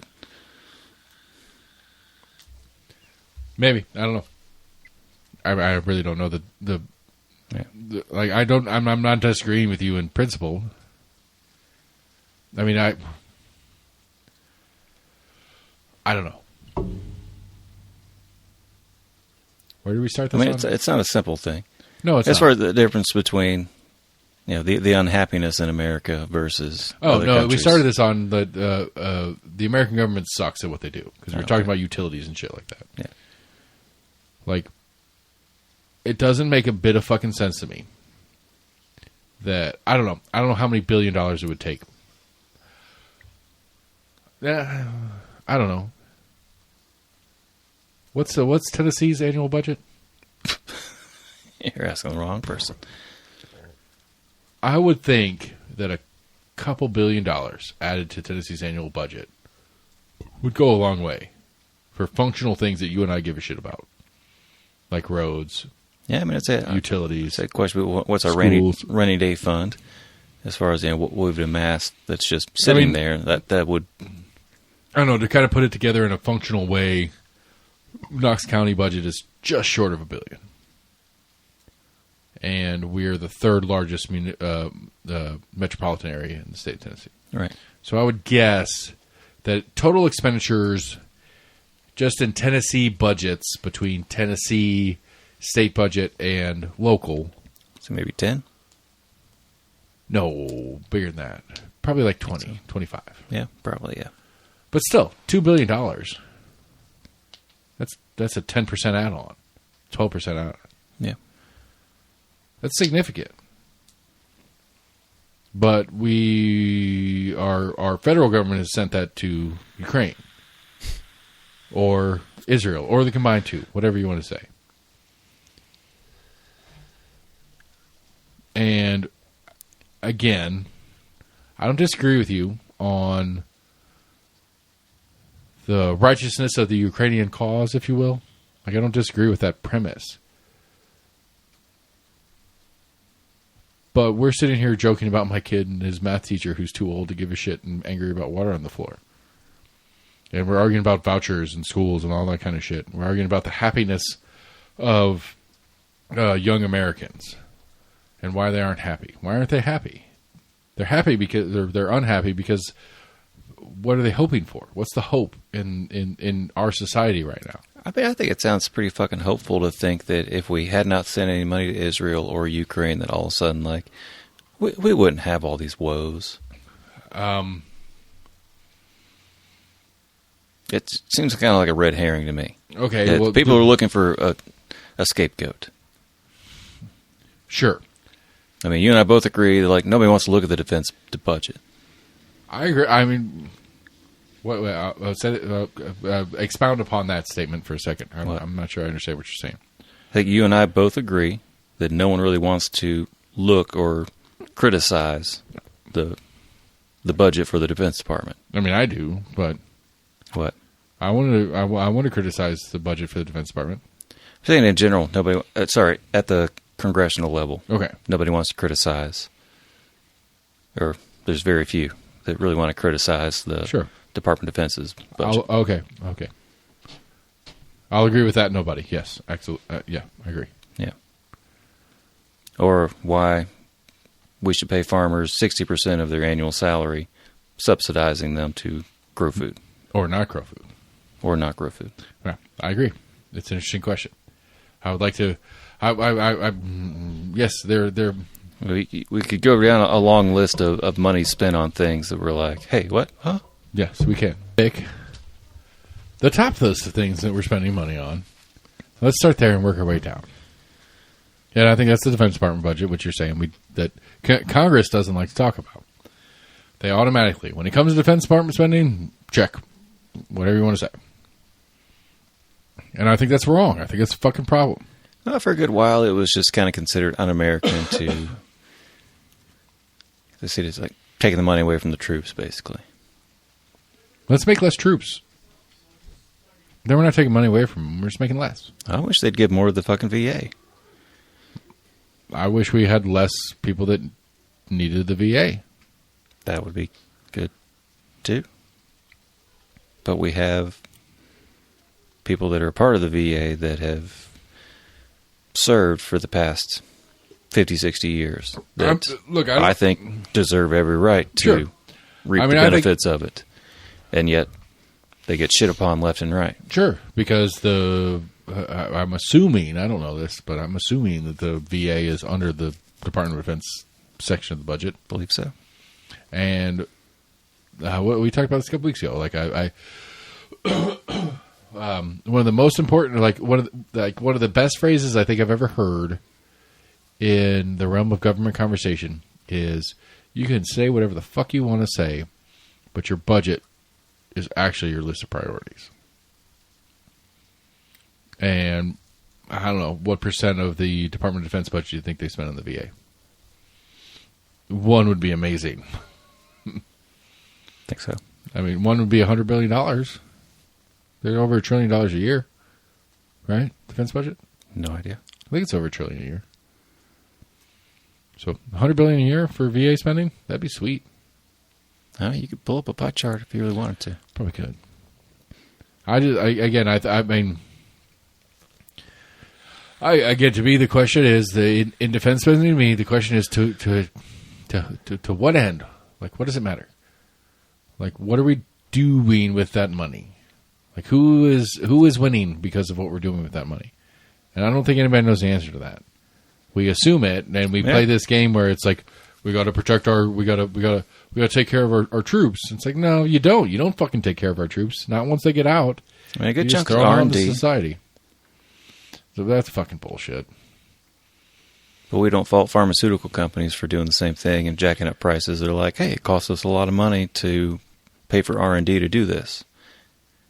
If they paid for it, then sure, fine. You can make that argument. But they don't pay for half of it anyway. We do it with our tax dollars too. Yeah, and I'd say a good bit of Defense defense contractors in the same boat. To throw that back in your face too, it's like, well, is the Defense Department a profit-rearing enterprise? Do they need to jack up prices so they can make sure their profits are good? No, I don't think they're jacking up their prices, no. Well, if you're jacking up prices to cover your R&D, it's at least with the assumption. I'm just saying that it goes to have some into margin in it. general cost as far as expenditures.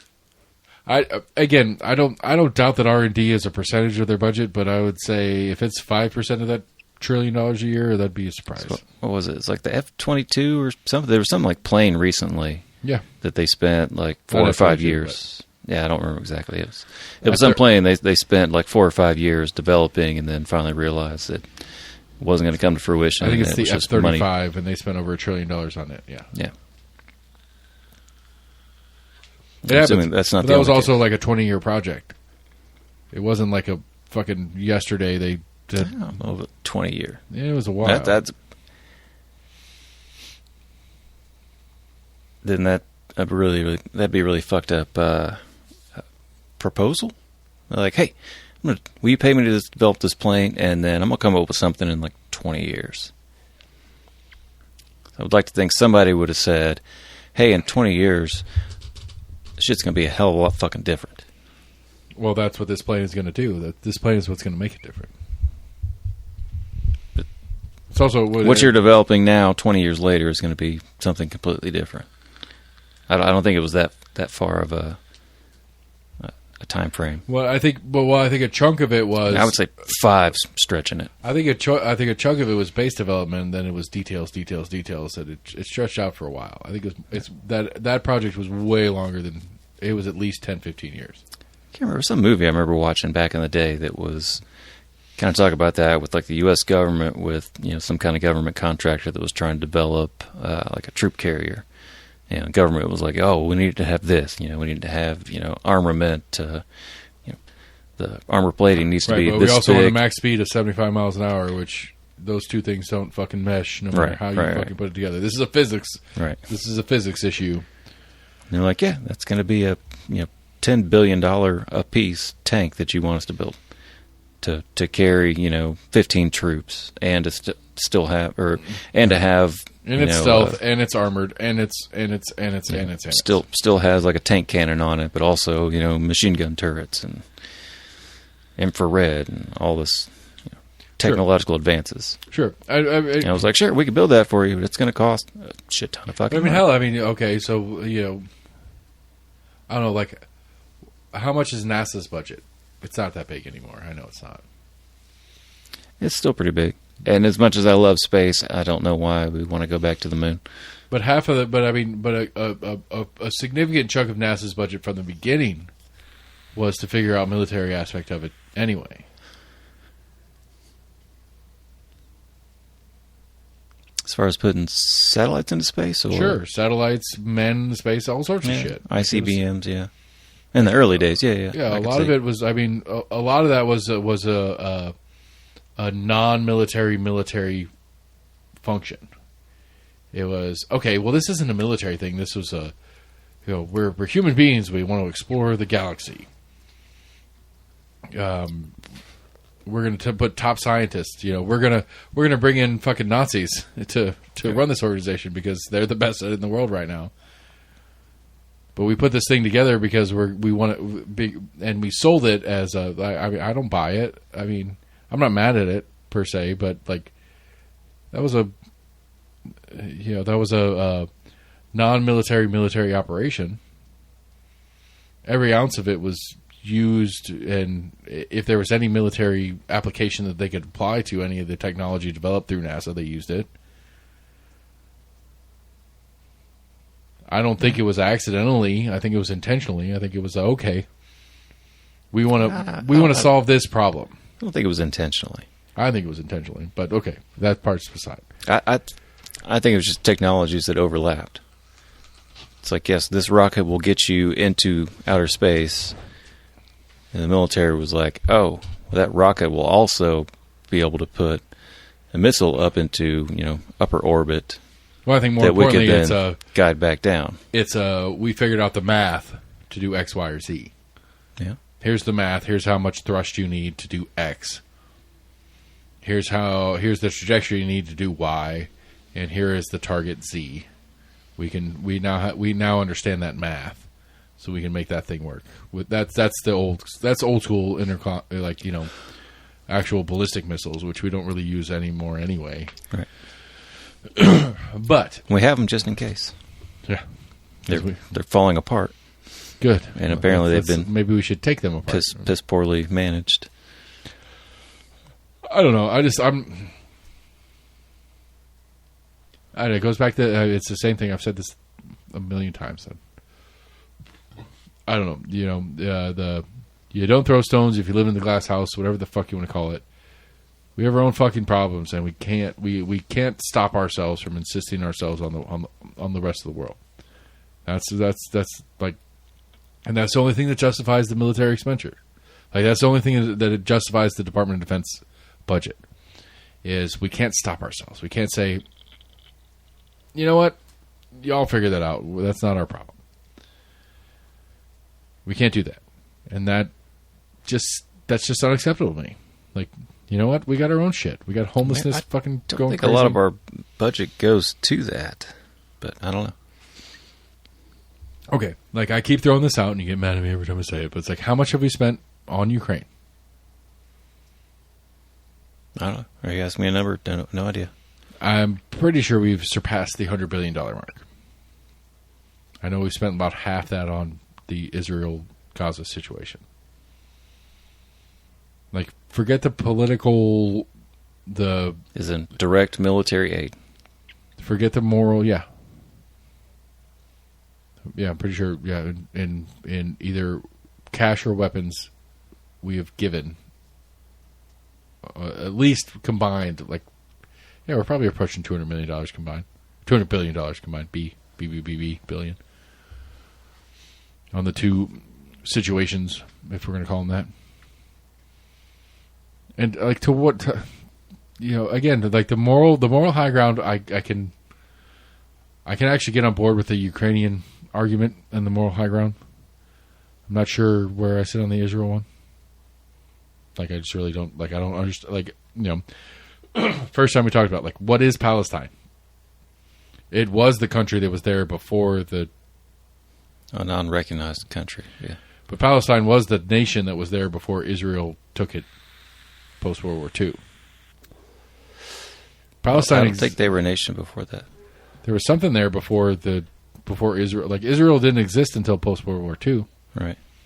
What was there before World War II? Not sure. Pretty sure it was Palestine. Not 100%. Anyway. I'm pretty sure Jordan's been there for a little while, but yeah, I don't know. I mean, it's been a flux fucking situation. It was part forever. I'm sure it was part of the Ottoman Empire for a good chunk of history. It was inside of Rome for a little bit. It was all sorts of shit. It's been there. It's been there for fucking ever. It's been changing lines all the time. Yeah. I don't understand. Anyway, it doesn't matter. Let's move on. I don't know how to. I don't fucking. What I don't want is. I don't know. I don't want to get to the point where we just want to sit back and watch the world burn.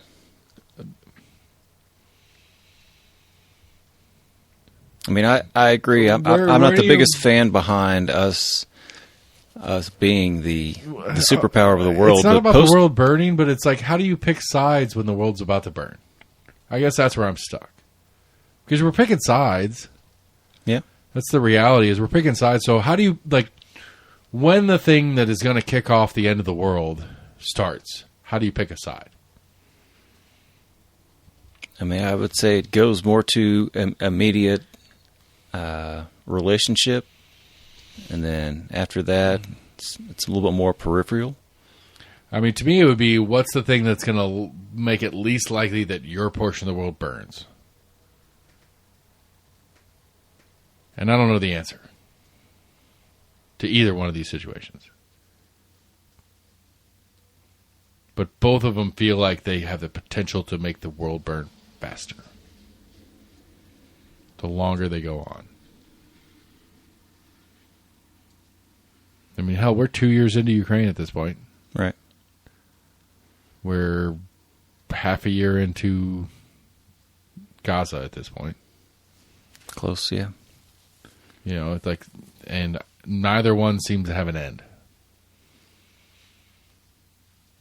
And I feel like to me, it feels like we are bleeding ourselves to keep both of them going. Because as I understand it, we have the ability to just stop both of them now, today. How so? I don't know. Stop sending aid to either one. It's not a good end for them. whichever version of them you want to put together in this conversation. It'll make us feel better. No, probably not feel better.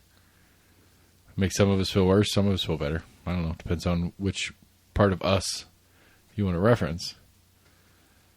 But we could stop the conflict right now on both of them.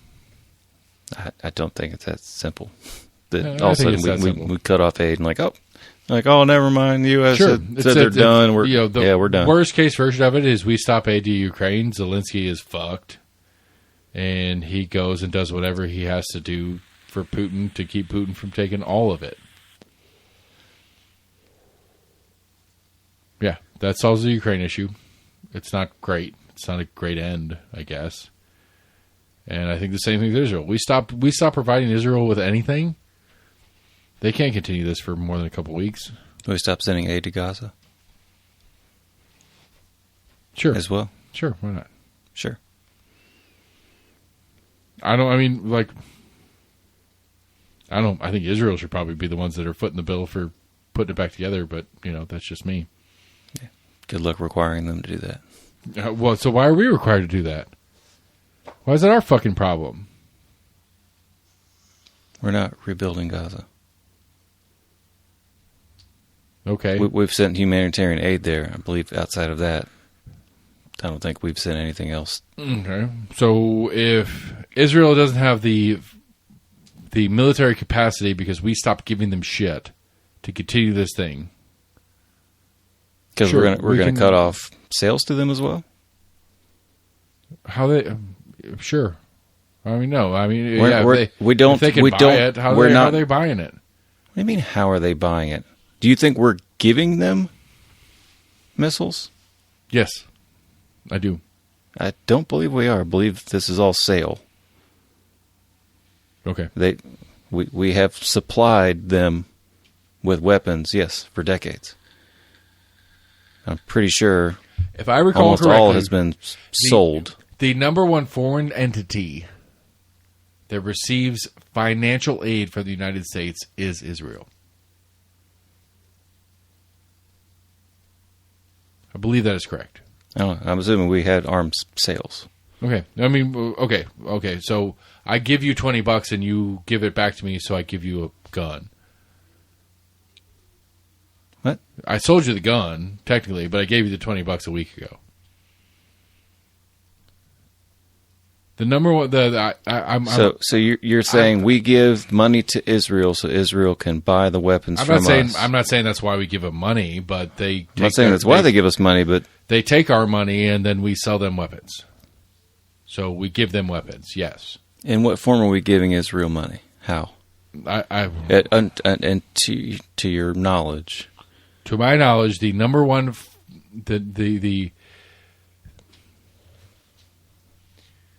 yes, the individual nation who gets the most aid from the United States government is Israel. Now, I say aid specifically because I'm not sure exactly what that means. But if you say aid, it's not sales. I will try to Google that and see what Google says. That I'm unaware of. I know they've bought missiles and we sell them, fighter jets, military armament. As far as giving them aid, I can't think countries that received the most foreign aid from the United States in 2022: Ukraine, Israel. And so this is 2022, so the conflict has already started in Ukraine. Right. So prior to Putin invading Ukraine, I don't know. But prior to Putin invading Ukraine, Israel is the top nation in the world at $3.3 billion annually in 2022. So I give you $3.3 billion and you buy $3 billion in weapons. Did I give you weapons or did I give you aid?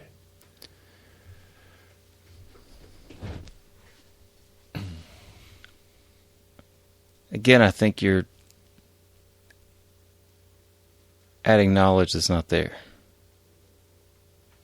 You're assuming that this aid is just straight up us giving them money.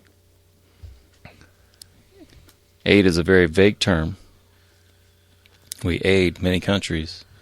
I mean, the third on there is Ethiopia. Uh-huh. So are we giving them money so they can buy shit back from us? Maybe. I don't know. Well, I mean, in your assumption, why not just assume that? Okay. We're giving all these countries money so they can buy shit from us. Because that's what we do to Israel, and that's just the way it is.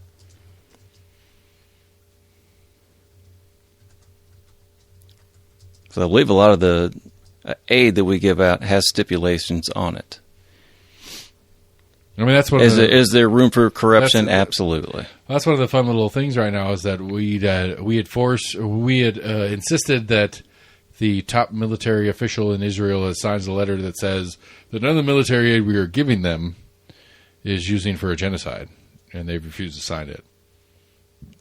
That's another thing that's in the U.S. aid to Israel in 4 charts, the Council on Foreign Relations,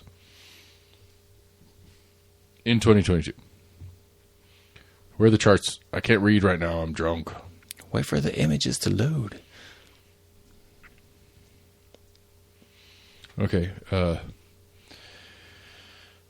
From 46 to 2023, Israel got $300 billion in U.S. aid. I don't know. What would you guess? 80 billion of that? Is that where that orange to red line? 80 billion of that is not military.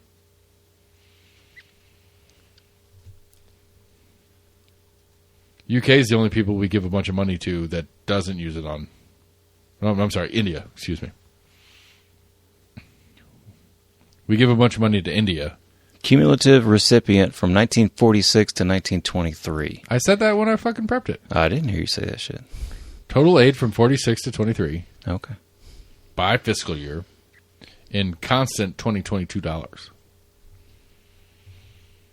Thought you were saying this was from 2022. That's all I heard. I'm sorry.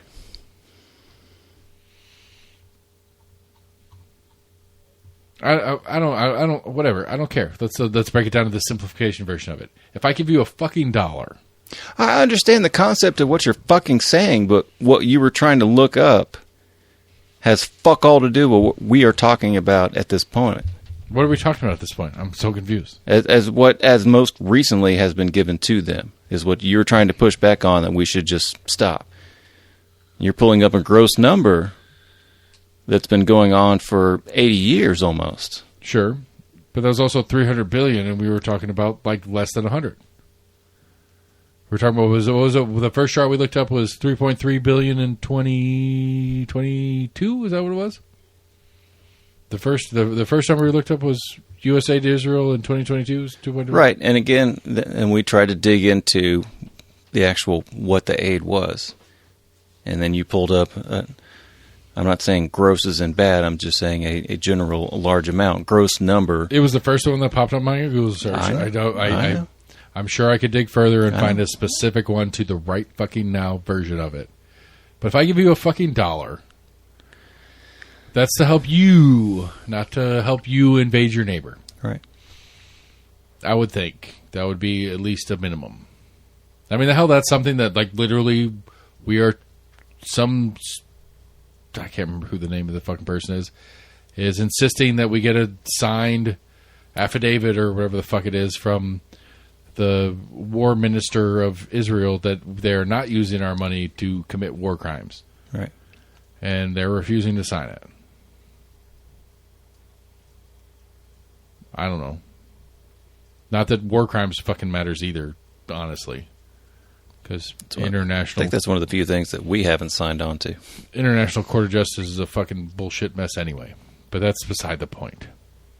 I don't fucking care. Like, what... Like... I understand the moral supremacy conversation, argument, whatever it is, that we have the means to, but we don't have the fucking means to. That's the problem. If we had the means to, sure. Let's pick a side and let's try to make the world a better place. But we don't have the means to. We fucking fail at... We don't have the means to take care of our people. Let's at least start there and succeed at that before we bother figuring out what's going on halfway around the world. I don't know. I don't feel like that's a weird concept. But apparently it is. Because that's not how our government works. That's what I fucking lose my shit about. I'm not even trying to argue the moral differential of Ukraine Gaza. Okay. Why Ukraine, should Russia. the city give money to this whole stadium project when we have homeless people? I mean, I don't hear you saying this argument. I don't think I was supportive of the stadium part of it. I thought you were supportive of the stadium. I don't thought think I was one of the few who was like, this is fucking stupid and this is a waste of money. I don't think it's. I don't. It was not my preference in play. I wouldn't support it. I didn't support it. I can't really support it or not support it because I'm not technically a city resident. But I don't. I wouldn't vote for it if it was on a referendum item. No, I wouldn't vote for it. I'm just saying we can make this argument for many of things that we have public expenditure on. Well, because I think that could go to other things to help out the general populace. Like all of a sudden we fucking care about the general populace. Well, I think part of it. No, I think most of it is we don't understand who's responsible for what. Whose job is it?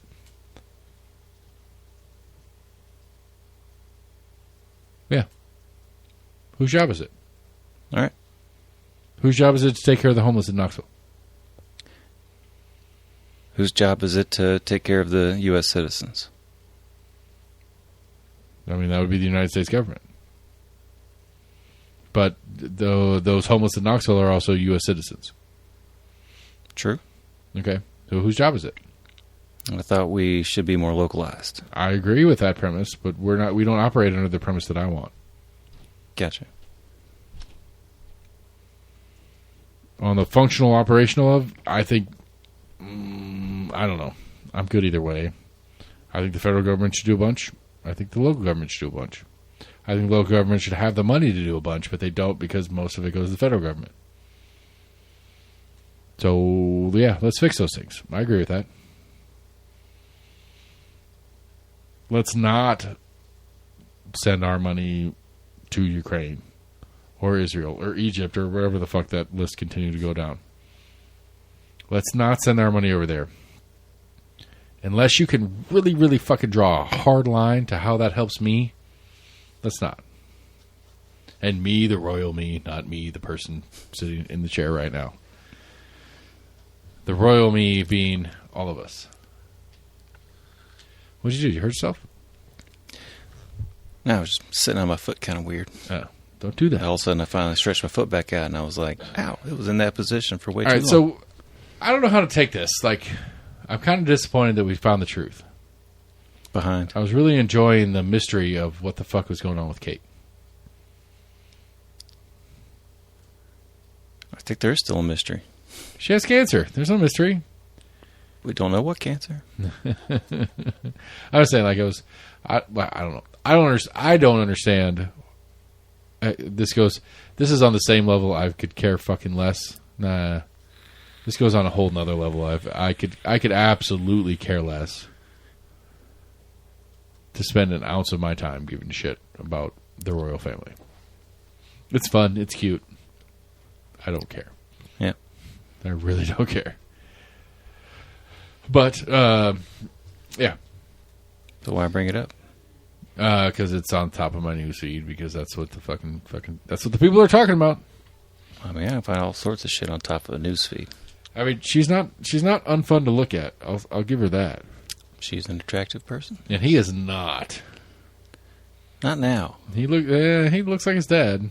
He's been balding since he was like 7. No. He is not the most handsome fellow. The Spare, however, he's a little more good. He looks a little more. The Spare? Is that Yeah. what you called him? Oh, okay. Yeah. He's the better looking of the two. I'll give him that. No, I don't think so. He's not the most attractive of the two, but he's the better looking of the two. Okay. That's it. There's a hard distinction in those two words. Would you rather marry the next king or his little brother?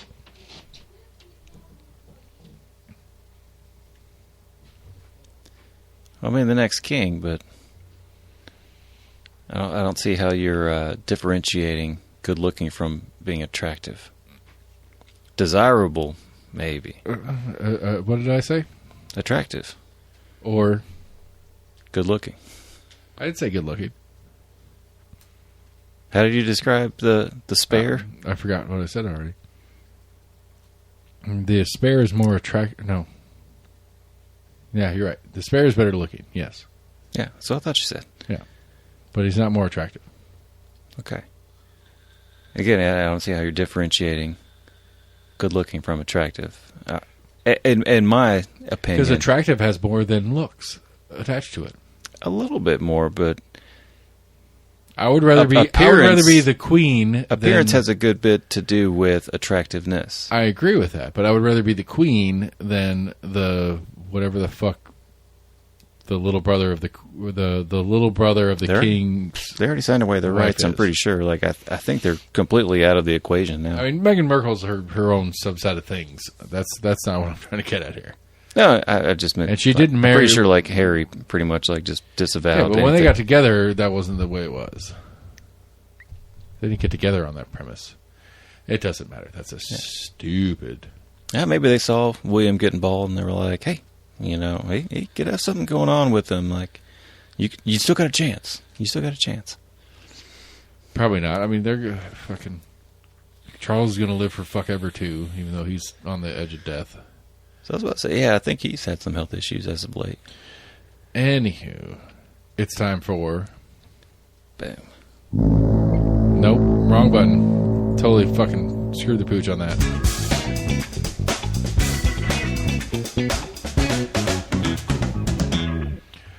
We're out of beer, and that's a problem. Like, it's a real problem. Oh, no. The wife's out of town. I'm planning on getting fucked up. And you drank all my beer. Got some wine. I don't want fucking wine. Not after beer. This one comes from Maynardville. Ooh, Fisherman in a lake at northeast Tennessee caught a surprise at the end of his line when he pulled up a 3 to 4 foot long alligator. Oh, that is actually problematic. We don't have alligators around here. Apparently we do. That's an issue. See, TWRA. Goddamn global warming. So the Union County wildlife officer got a call from an angler on Monday describing the unusual catch at Norris Lake. When he arrived, the angler had pinned the alligator to the ground behind its head and told Roberts he caught it on a swim bait? No. Alligators are not native to that part of Tennessee and are considered Class 1 wildlife species, which are those that are inherently dangerous to humans and may only be possessed by permitted exhibitors or commercial propagators. That's a problem. I don't like it. The origin of the alligator is unclear. It is evident that it was being illegally held in captivity and possibly released into Norris Lake.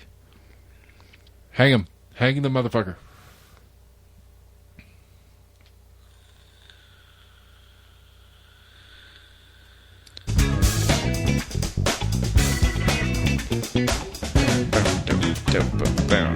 Before we start on the next one, I appreciate the local one. I like it, and that as a conservationist myself, I'm excited that in the dumbass way that the Tennessee GOP does their shit and whatever, that there is a law that has passed that is guaranteeing that permitted hunting is the best way of conservation in the state of Tennessee. Continuing into the future, I'm appreciative of that thing that the state of Tennessee has passed. I do see it a problem as for somebody catching an alligator around here. That's problematic to me. Say again, I'm sorry. The state of Tennessee had passed something about keeping the TWRA. TWRA basically gets last call on anything that might restrict hunting as the best method of conservation in the state of Tennessee. Okay. Because it is. It always has been. Managed hunting is... Why should it not be a legislative thing? It sounds like a Chevron deference that we are now allowing an agency to make these decisions. That's a good point. Fair enough. That's kind of my point on some of the... It's that the agency gets the age gets to be involved Gets in any legislation. final say, kind of. No, not final say. Well, that's all right. That's something to look at. I'll have to dig into a little deeper. I fuck Chevron. That's where I see some of the Chevron deference. Is that okay? Hundreds of people in Mexico City stretch out for a mass nap to commemorate siesta, World Sleep Day. I like it. Siestas are siestas are the jam. I don't know how to say it. That's the best word. See, it's meant to be a protest to push for sleep to be considered an essential part of health and wellness. Some participants wrap themselves in bright orange blankets while others prep their phones to play soothing music as they slept. Among the nappers was 15-year-old mariachi musician Manuel Mañena. I thought they were all rapists and murderers down there in Mexico. Yeah. What are we talking about? Some I know. giving a shit about general health? Those are only the people crossing the border. Oh, that's right. They're all... They're just sending us all the bad people. They're all here because they aren't there. Yeah. Because they're getting rid of them on us. God damn it. Because they don't know how to take a plane or a bus. Oh, shit. All right, I don't know where else to go from here. I can't think of a better way to finish an episode than a good old fashioned nap. Take a nap. We did it. Almost Agreement at gmail.com, Facebook, Twitter, YouTube. Go to the website, check out all the cool stuff we got going on there. Hit that link to holloroo.co. Race your derby car down Central with us. If you're a vendor that wants to come and join us and sell your wares on the street on Central, please go there and register. Or just take a note, put it on your calendar, and come hang out with us and have a good time that day. It's going to be fun. We got a really cool musical lineup. We're going to do a goddamn soapbox derby race on the street. It's going to be fun. Maybe somebody will get hurt, but that's the joy of what we do. We all like to watch the potential of death. Almost Agreement on your favorite podcast provider. Share it with your friends. Text it to them. Make them listen. Tell them about how much fun it is to listen to us idiots talk about shit. So thanks to Biggie to sitting in for a little bit to give me the ability to write off his haircut on my taxes. So we're almost in agreement. Thanks for listening, everybody. We'll see y'all soon.